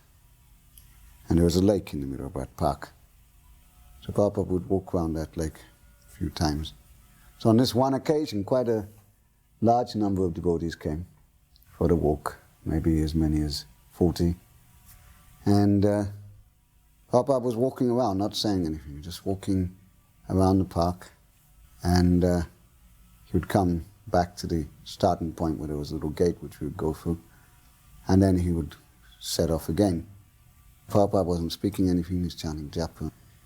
So after about 4 times around, I was noticing that many devotees were kind of dropping up, going back to the temple for one reason or another. It went on a couple more times around the park. It was going on quite a while. So I was still following on. And it got down to the point where there was about 6 of us left. And we're going around, and suddenly Prabhupada stopped and turned around, looked at us, and he said, oh, all the others have given up. He said, just see how easily we give up. And then he was very silent and turned around and started walking again. And we followed him. Then when he came back to the gate, we went back to the temple. I was in Srila Prabhupada's room with him in Calcutta. I was a temple president there, so I got access to Srila Prabhupada. So I went in, and one day I was just there with him alone, and for some reason I asked this question. I don't know why, but I did. I said, Srila Prabhupada, when you leave us, who will succeed you? And he said, that will be revealed to you. And then he looked at me, he said, you become guru. And then he said, I want all of my disciples to become guru. And then he said, Jare deko tahe kaha Krishna upadesh, amara agyai guru han thara edesh, which is the verse that Lord Chaitanya Mahaprabhu spoke to the South Indian Brahmin. When he left South India and he was lamenting, what am I to do? And Lord Chaitanya said, whoever you see, tell them about Krishna. Whoever you speak to, tell them about the instructions of Krishna given in the Srimad Bhagavatam and the Bhagavad Gita. And on my order, you deliver this land. So Prabhupada quoted that verse. He said, this is how this Krishna consciousness movement will be spread. I was one of the few foreigners who learned how to drive in India. Mainly because I drove our vans, and I don't think there was very many others who drove Prabhupada in India. Prabhupada usually had a driver. But anyway, we drove, and Yadabar, one day he accompanied us with Rupanuga. It's just Rupanuga, me, and you. And there was very few of us, so there was no talking or conversations. But it was the best morning walks because of the area where we were in Calcutta. This was Prabhupada's hometown.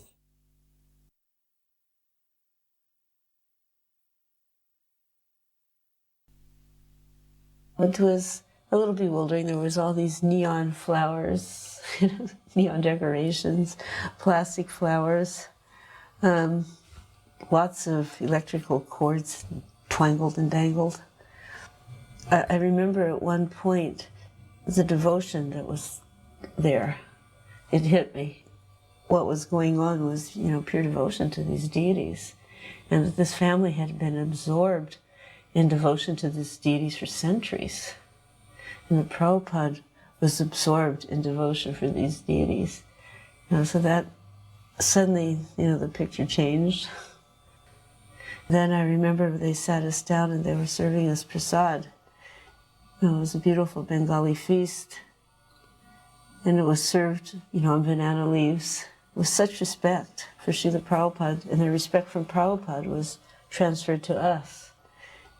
They were very, Prabhupada would use the word aristocratic, but they were very aristocratic.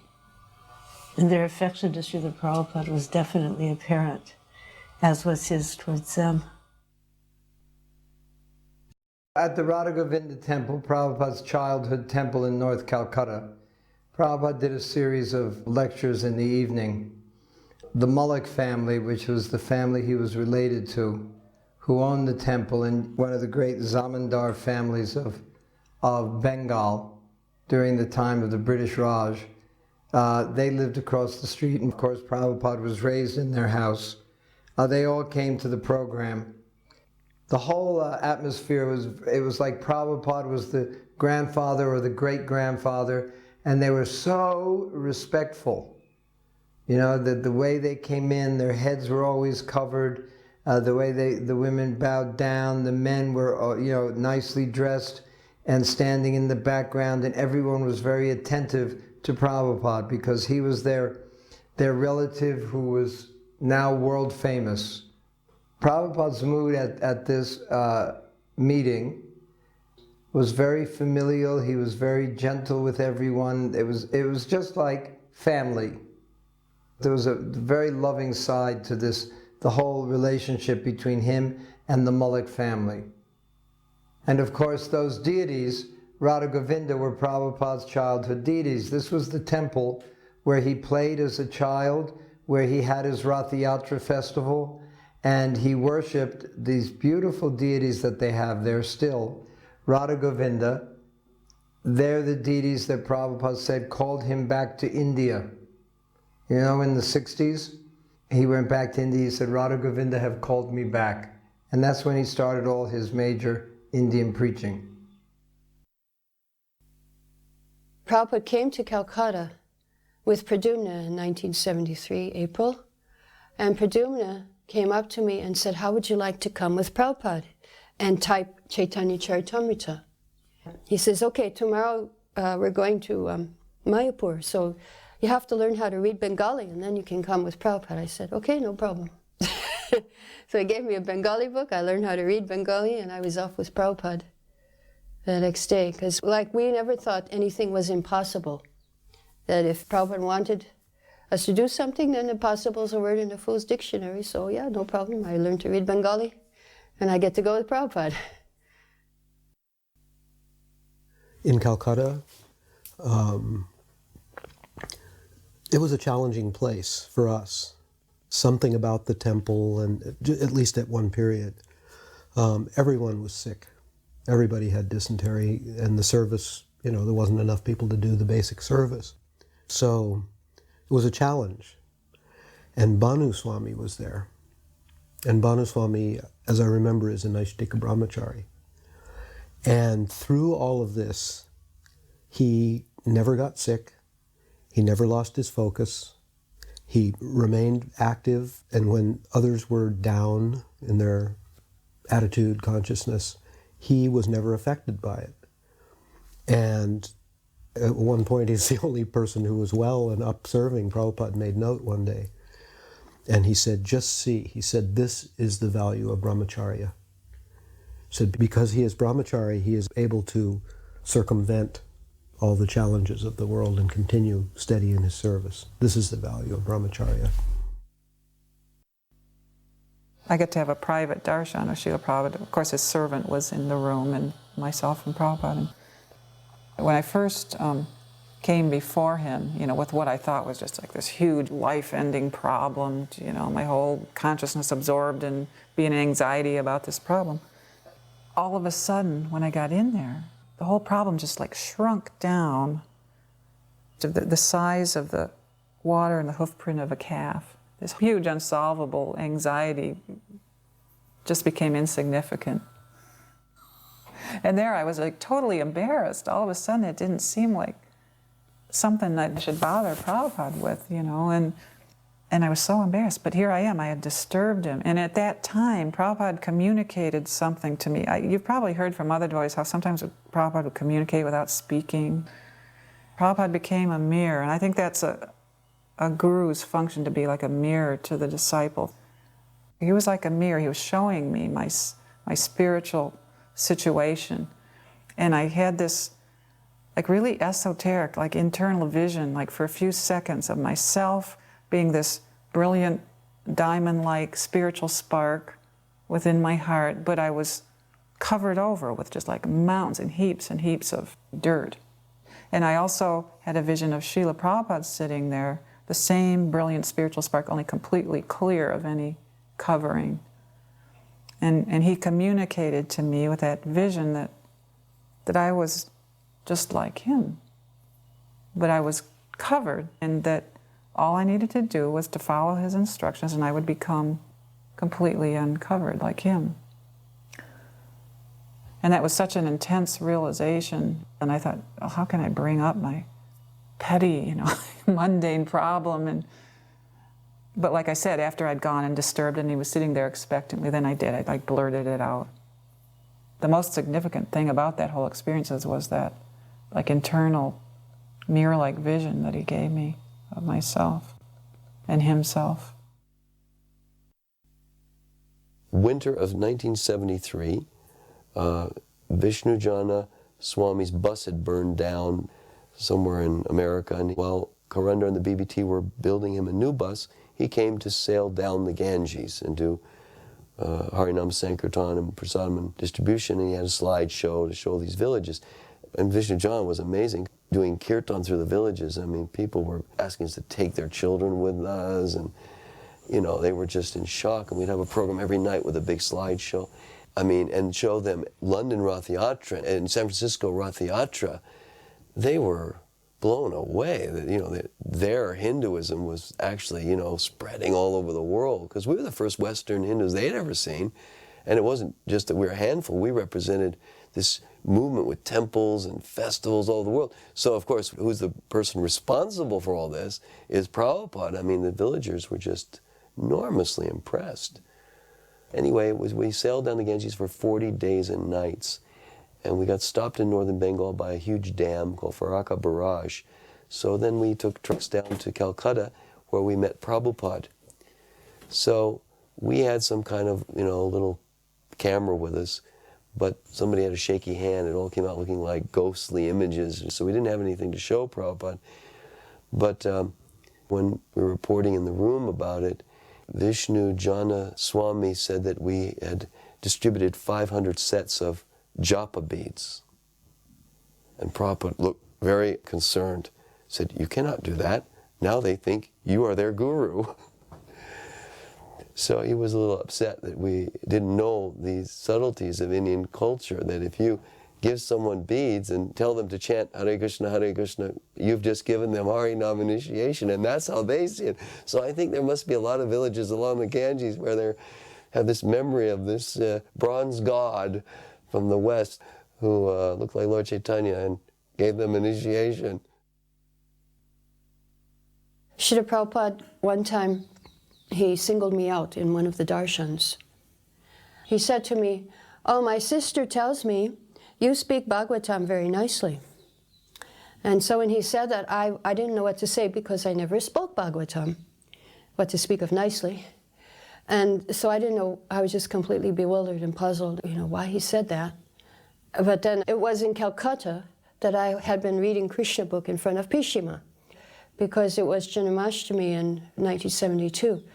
And what we had to do, all the devotees were reading Krishna book from morning till night. And so when it was my turn to read, I was reading Raslila. And she was my only audience. There were hardly any people then. There was nobody in the temple in Calcutta those days.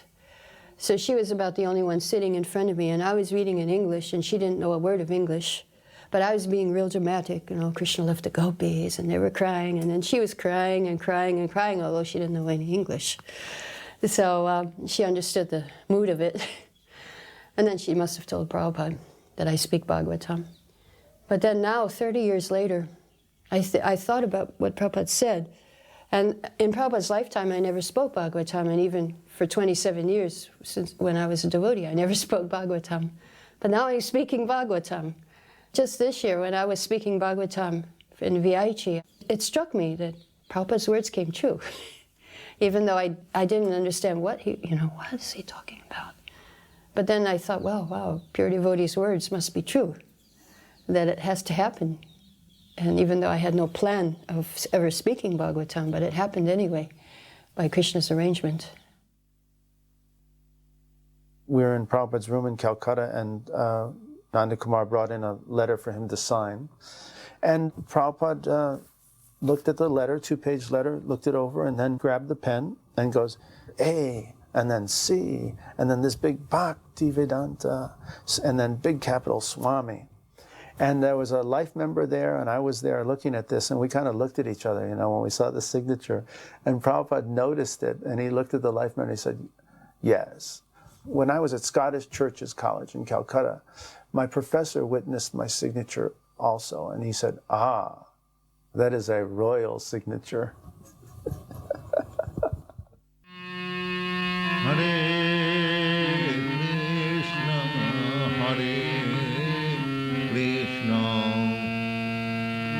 Krishna Krishna, Hare Hare, Hare Rama, Hare Rama, Rama Rama, Hare Hare.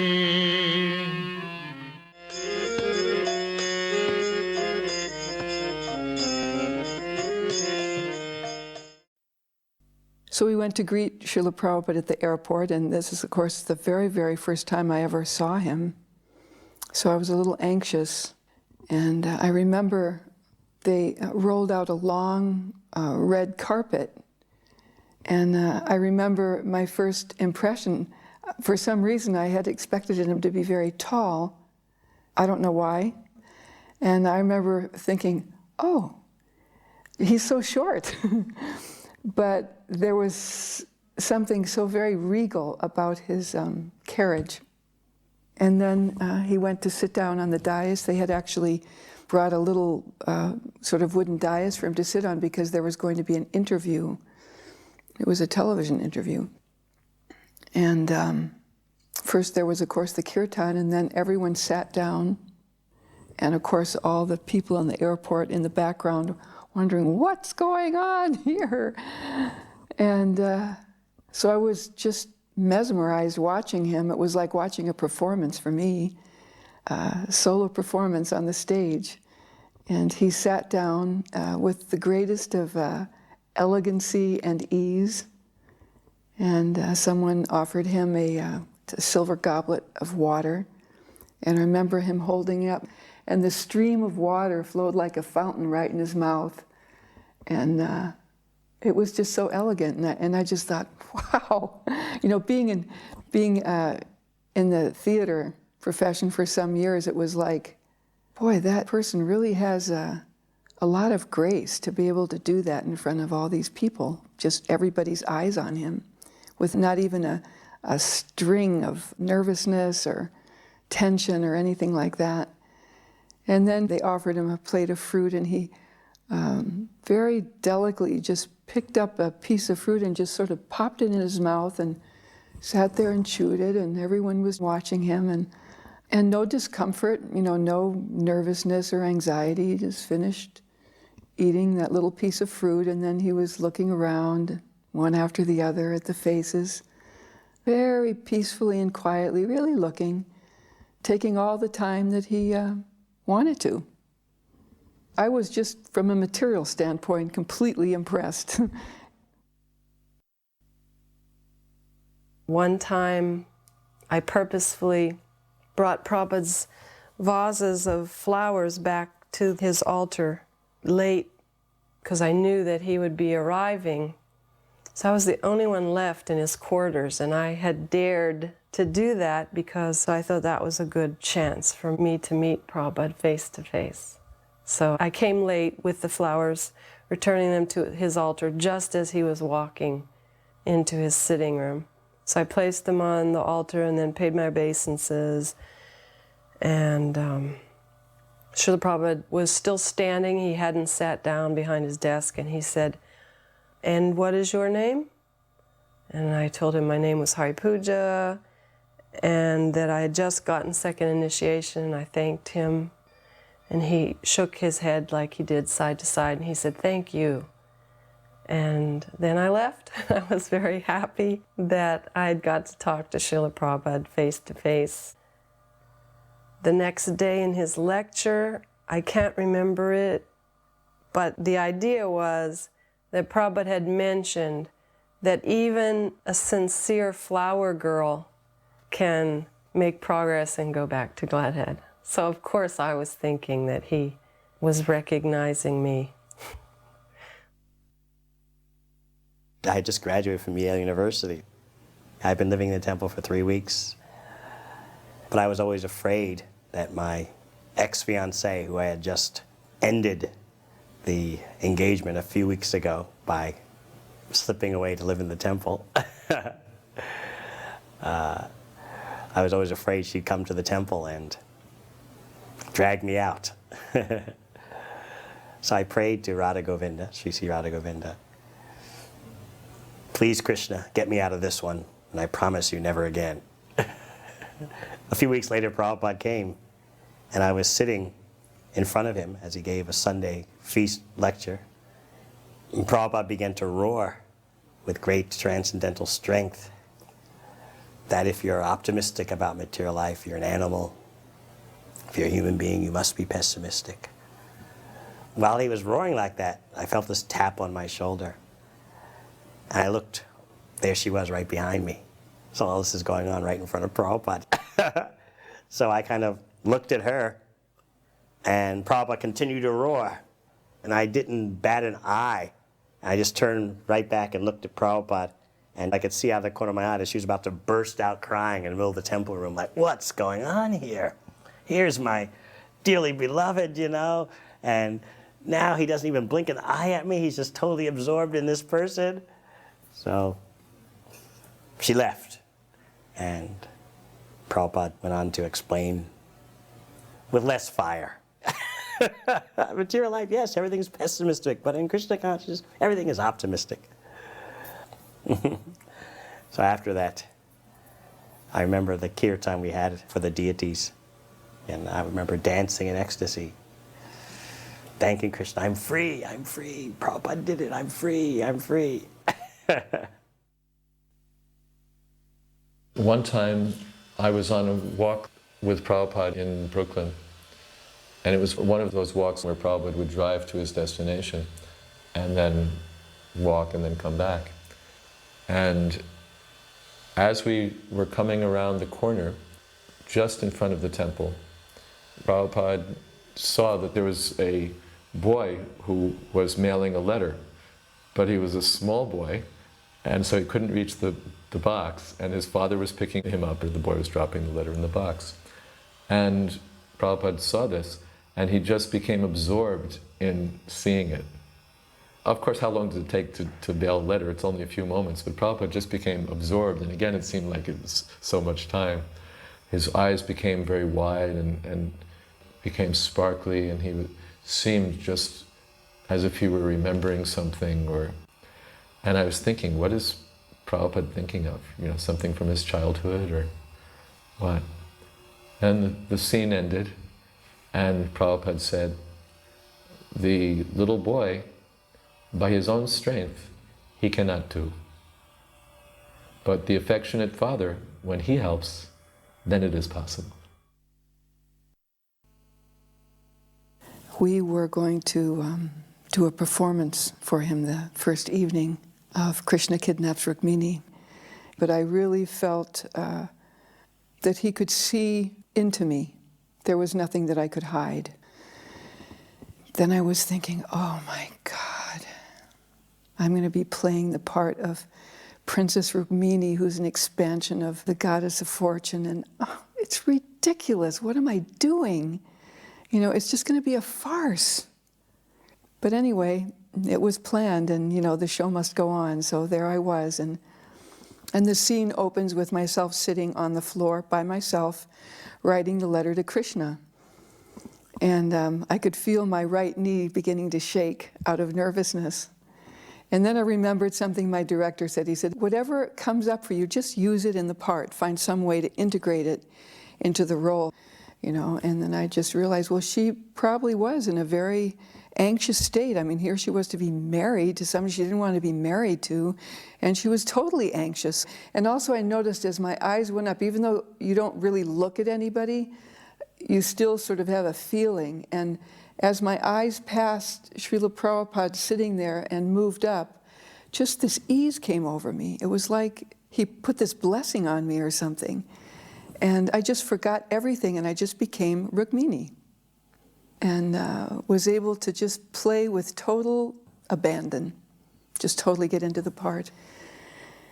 And then we finished, and there was grand applause and everything, and we went down to the dressing room, and I was completely drenched with sweat. And we were waiting, just taking our makeup off and so forth, and then Shruti Kirti came in and started telling us everything that Prabhupada said. And I was real excited and everything. He said, Prabhupada said, this is better than reading my books. It's better than reading my books because it sticks in the mind, because you have a vision. And he said, seeing these is like windows to the spiritual world. So people just don't hear it, but they actually have an experience. And then I got the wonderful compliment when he said, Rukmini, she was the best. And I thought, wow, after all that anxiety I went through, and then he was actually pleased. And then, of course, there was a little part of me that thought, well, he's just saying that because he knows I need to hear it. But then I also understood when you use whatever talent you have in Krishna's service, that is the best. So it didn't matter whatever I was thinking. And he actually wanted us to go with him and travel with him all over the world.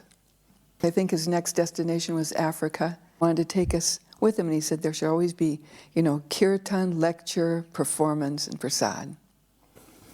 It just didn't work out at that time.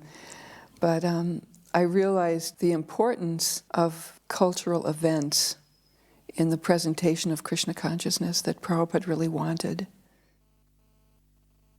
And Srila Prabhupada was working on one of the chapter, or some of the chapters of Chaitanya Charitamrita. We had a recording device. It was big. I mean, it was like, several feet wide. So Srila Prabhupada would dictate Chaitanya Charitamrita, and as soon as he was finished, Pradyumna would bring it up to me, and I would immediately transcribe it using this big contraption. We didn't have a dictaphone. I would just use the foot pedal, starting it, stopping it, starting and stopping it. But we did it right away as soon as Srila Prabhupada was finished with it, and then Pradyumna would bring Srila Prabhupada the transcription back. And Srila Prabhupada said that he was so encouraged because I was doing it so fast that it made him start doing 2 tapes a day. That was my very best memory ever. I was in Atlanta. It was summertime, I remember that, and I was walking up the street, and a devotee opened the window and stuck his head out and yelled at the top of his lungs, Balavanta, Prabhupada's on the phone, which was just a shock of my life. So I ran with wings on my feet up and got the phone. It wasn't actually Prabhupada on the phone. It was his secretary on the phone at his request. Prabhupada was in the room. And the secretary said, Prabhupada wants to know if you can come to New York right away. And I said, of course. So I just dropped everything and went and got on the plane, flew to New York, and Prabhupada wanted to discuss politics. Actually, what happened is I wrote to him and suggested that I could run for mayor of Atlanta. It would be a good preaching platform. And he wrote back with the most overwhelming enthusiasm I'd ever experienced. I took 1 step to him, he took 100 steps to me. But the broad discussions, all I remember is basically, he said, so what do they say about our program? I said, probably they say it's not practical. He says, yes, it is not practical because they will not accept it. If they would accept it, it would be very practical. I remember one devotee, we were discussing the God We Trust party, and the devotee said, Prabhupada, when we take over the government, we'll outlaw all these religions. Prabhupada said, no, why? We only want to see that they are following their religion. Srila Prabhupada was not for one religion taking over the government. He fully supported freedom of religion, and in fact, he made it clear many times and told us that this is not a religion. This is a process of spiritual realization which is applicable to any religion. So yeah, he made it very clear that in terms of politics, we're not interested in changing people's religion or taking over the government for one religion as opposed to another religion. We just would like to see that the leaders of human society are enlightened personalities, whatever religion they come from. And the Bhagavad Gita, Srimad Bhagavatam, and the chanting Hare Krishna facilitates that process. When Prabhupada would come to the temple in New York, one of the first things that he would like to do was to speak with the artists and see what paintings had been done. Because his translation was such an important part of his service to his spiritual master, he was always very enthusiastic to see what progress we were making. And on one occasion, we were all sitting in his quarters, and the walls of his quarters were lined with the paintings. And that was one of my favorite times. Maybe there were 8 or 10 of us that were working, doing the paintings for Bhagavatam at the time. And we had the opportunity just to sit with him and discuss each individual painting, and he would make suggestions on them and corrections. Whenever I was painting, I was always listening to Prabhupada, either listening to Prabhupada chanting or Prabhupada's lectures. And from the time I went into the art department in the morning to the time I left, I always was listening to Prabhupada. And sometimes I would be sitting there painting or just, meditating on what I was going to be painting, and I would think how fortunate I was just to be able to hear Prabhupada, and just wishing that the whole world could hear the way I could hear and have that experience. I remember one time I was doing a drawing of Lord Chaitanya. It was a drawing for the painting for Chaitanya Charitamrita of Lord Chaitanya dancing in front of the Rath Yatra cart. And all of a sudden I felt that I wasn't doing the drawing. I realized the drawing was being done by some power other than me, and that my hand was being guided. I remember when Srila Prabhupada came to Henry Street, and we were so happy with everything, the way it was going. We thought we'd reached such a pinnacle in our development. And Srila Prabhupada said, yes, everything is very nice here. Now go back to Manhattan. And he said, Brooklyn sounds like a poor man's temple. So he sent Shyam Sundar, who happened to be traveling with him at the time, back into Manhattan, and he started looking for buildings. And Shyam Sundar started realizing we're talking about millions of dollars here. Anyways, we were left with the task after they left, and we started collecting happily for this monumental move. And we were collecting over a period of months, and then even over a year. And it was a joyous crusade. But at one point, we were a little wary if possibly the money that was being collected would be diverted into maybe other activities. And so luckily, one day, we got a call from Srila Prabhupada, and he ordered that all the money we had collected all be sent to India, and that we could start collecting again for a New York temple. Some devotees, I don't know how they all felt about it. I was elated.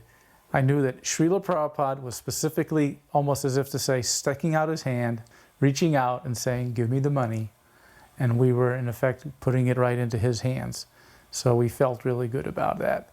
And it turned out that all these wonderful devotees, their energies went toward the purchase of the Juhu property in Bombay. All the New York temple money purchased that, and the extra money that was left over built the Lotus building, the first temple building in the Sridham Mayapur complex.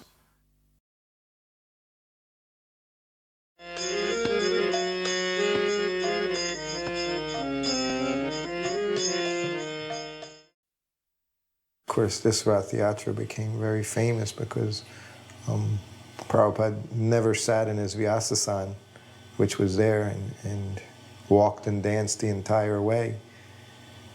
And what was the amazing thing was just days before and weeks before he had been very ill. He was in Mayapur in Calcutta.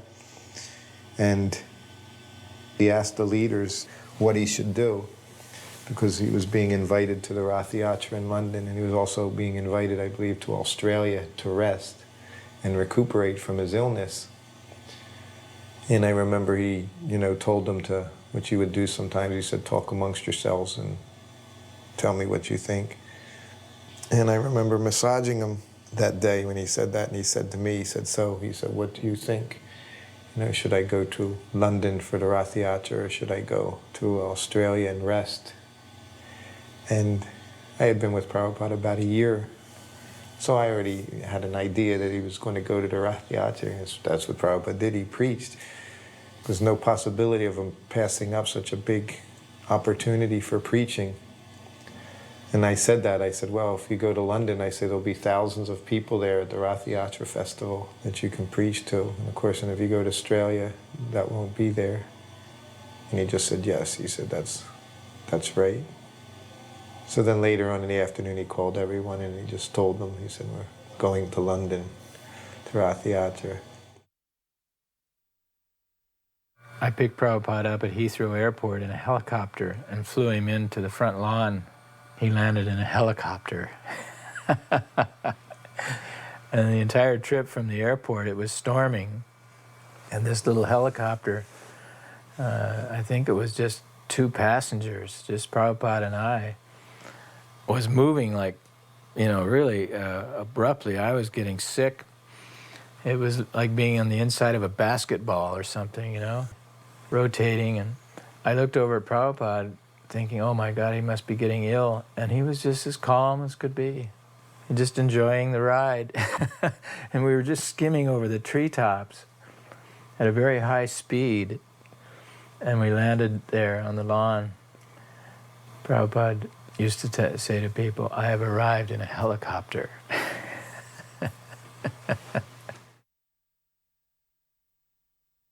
So we just ran back round to the lawn where they were going to land and yelled to everyone that he was coming, because at the manor there's 2 small airfields nearby, so there's actually quite a lot of small planes and noise from the sky, and maybe it hadn't been noticed, so we ran around telling everyone, and just a few seconds later the helicopter landed.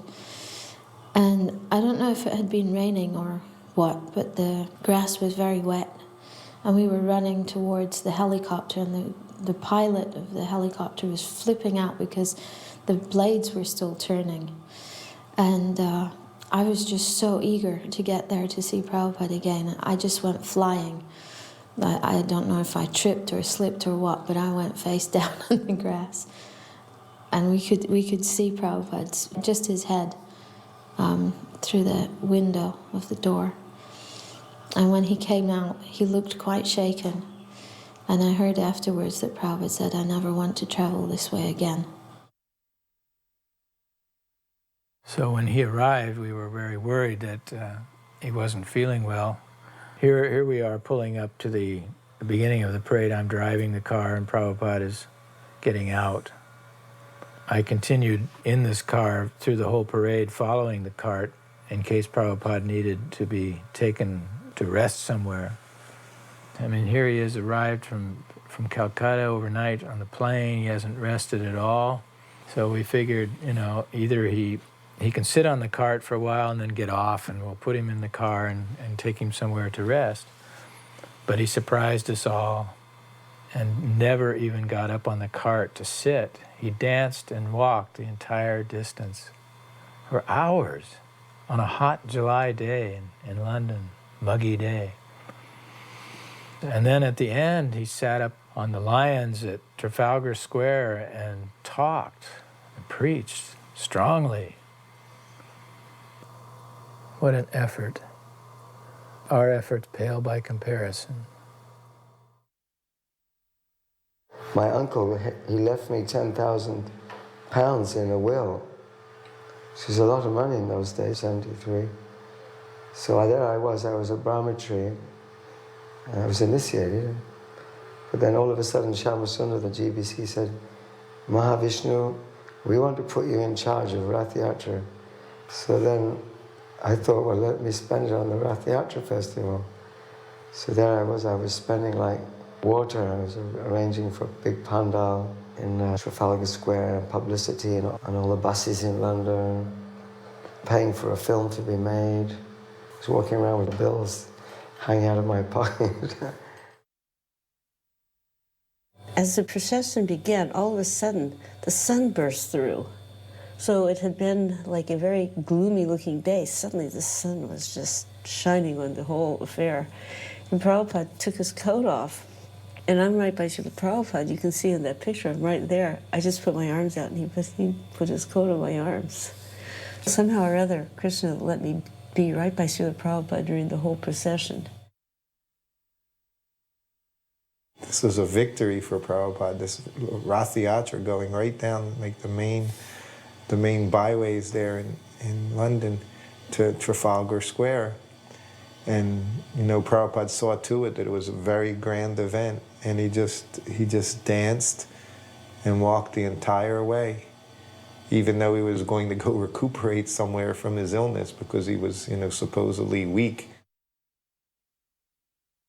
During the parade itself, I was in the crowd distributing some of these magazines, and suddenly all the hairs on my body just stood on end. I felt so different. And I turned around to look behind me, and right behind me was Srila Prabhupada dancing. So I felt Srila Prabhupada before I saw him. That's how strong of a personality he was. The bobbies, I guess they could see that I was his assistant, you know, his servant. And they said to me, you have to tell your leader to sit down because he's making too much of a commotion in the streets. We need to get order in the streets. They didn't like, you know, they considered it very disorderly, all this dancing around. And I ignored them once, you know, because I thought I can't say anything to Prabhupada, you know. So then they kept coming up to me. This one officer kept saying, you know, you have to tell him, you know, you have to tell him. And so finally I went up to Prabhupada, and he was just like us as he was dancing around and walking. And I went up to him, and from behind I tapped him on the shoulder.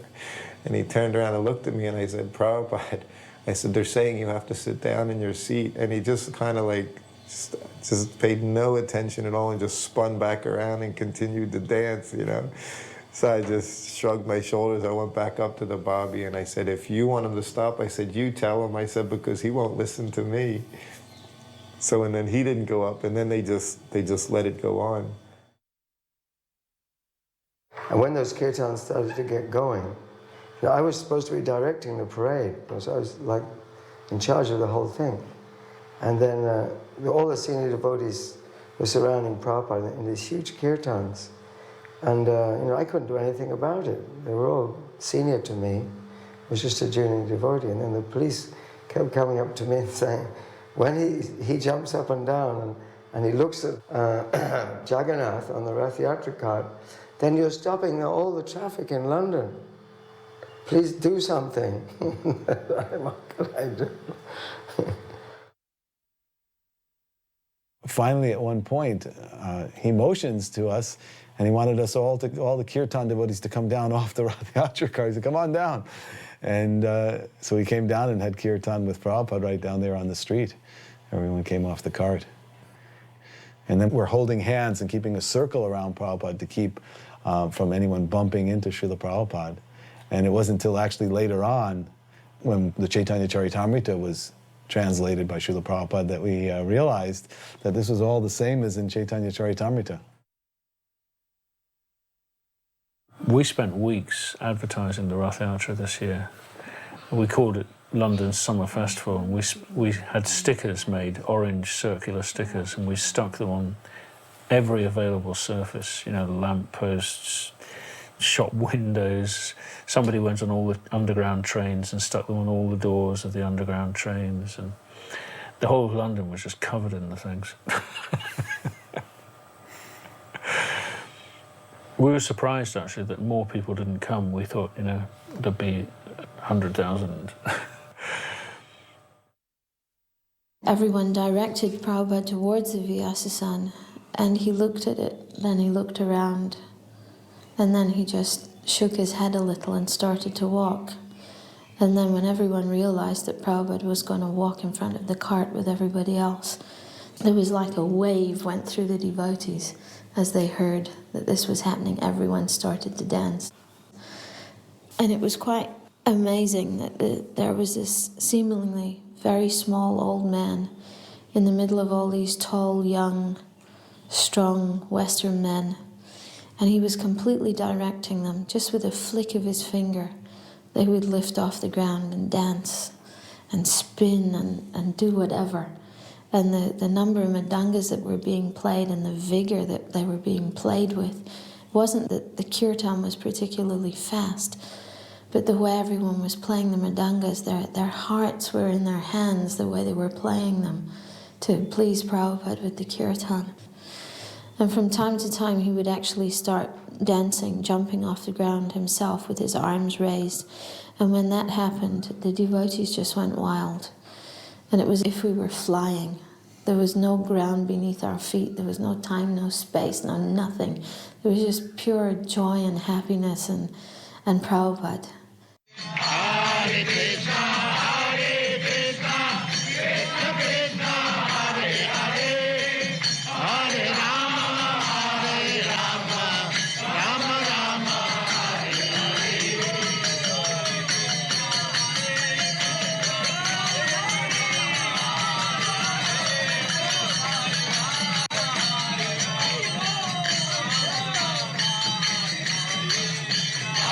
Hare Krishna, Hare Krishna, Krishna Krishna, Hare Hare, Hare Rama, Hare Rama, Rama Rama, Hare Hare.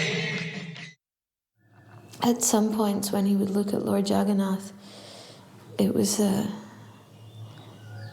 face of a man in love, the way he looked at Jagannath. Sometimes the Rath Yatra cart would fall behind the kirtan party by quite a distance. So Prabhupada would stop the kirtan party in one spot and wait for the cart to catch up. He would sometimes raise his hands as if he was beckoning to Lord Jagannath to come. And once the cart caught right up to the party, then he'd move on again. That walk from Marble Arch to Trafalgar Square, if you were just walking it without dancing or whatever, it takes at least a half an hour just to walk normally. But the Rath Yatra procession lasts for about 2.5 hours. During the Rath Yatra, when we turned from Piccadilly to go down Haymarket towards Trafalgar Square, then the Rath Yatra cart began to go out of control, and the braking system was not working properly, so it was starting to accelerate down the hill. And the devotees were sort of blissfully unaware of what was going on, but the police could see that this was happening, and the police started to get into anxiety. So I remember one policeman approached one of the devotees in a mood of great concern, asking, "Who's in charge here? Who's in control?" And the devotee turned around and said, "Krishna's in control," and went back to the kirtan.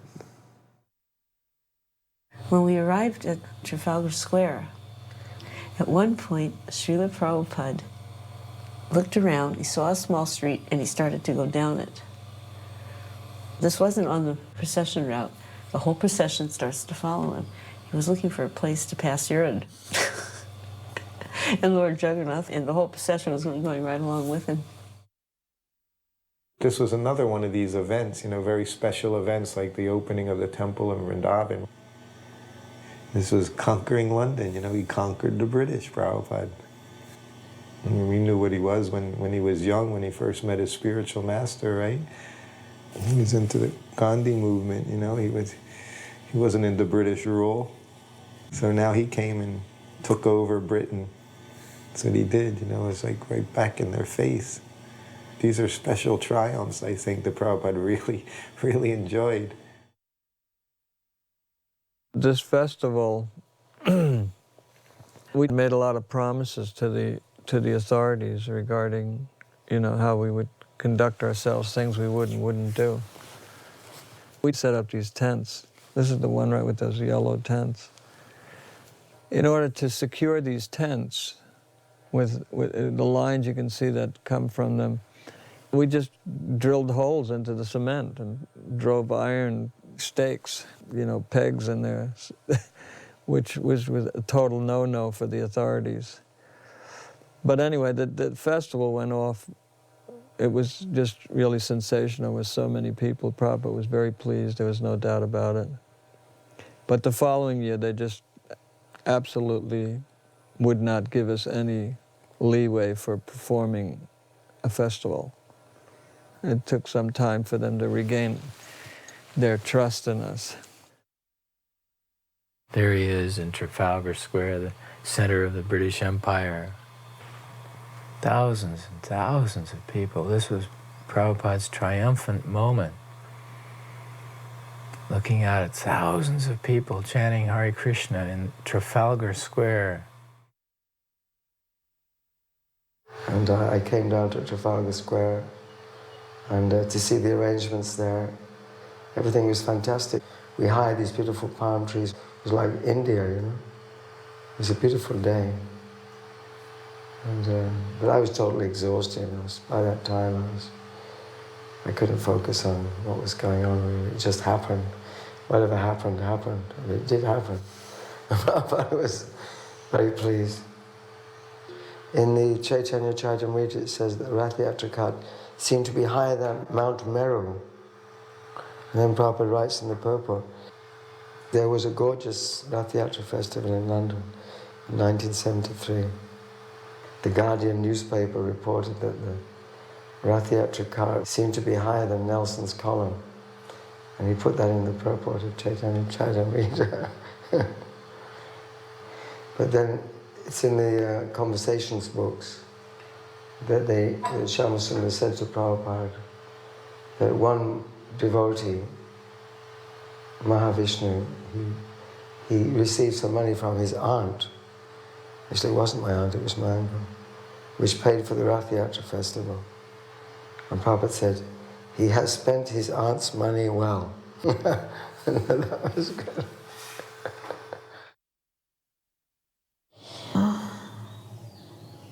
The overwhelming memory of that festival is the dance.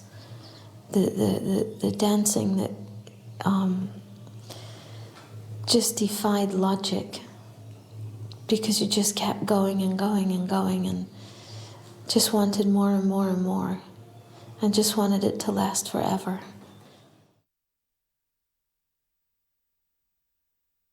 I just felt like I had received so much mercy that day from Srila Prabhupada. And then after he spoke, he wanted to go back. And so we went to Berry Place, Shamsundar drove. I also went. He was so happy. He was very happy with the Rath Yatra. He was very pleased that day. And he started talking about transcendental competition between the gopis. He said, not like this mundane competition. Oh, you are doing better than me? Let me smash you. No, you are serving so nicely. Let me try to imitate. He says, in this way, ever-increasing transcendental bliss. I had volunteered to stay back to look after Radhalandinishvara, and I was feeling a bit, like I was missing out on seeing Prabhupada. But he came back earlier than the devotees, and I think he was with Shamsundar, and they came in the temple room door, and there was Prabhupada, and the servant went downstairs to get something for him. He went to take darshan of the deities, and so I got to take Prabhupada's slippers off, and I remember having his lotus feet on my hands and feeling conscious how rough my hands seemed for his beautiful soft feet. But it was really lovely to touch Prabhupada's feet. And it was a really special moment because there was no one there, and somehow Krishna had created that little moment in time when I got to be with Prabhupada.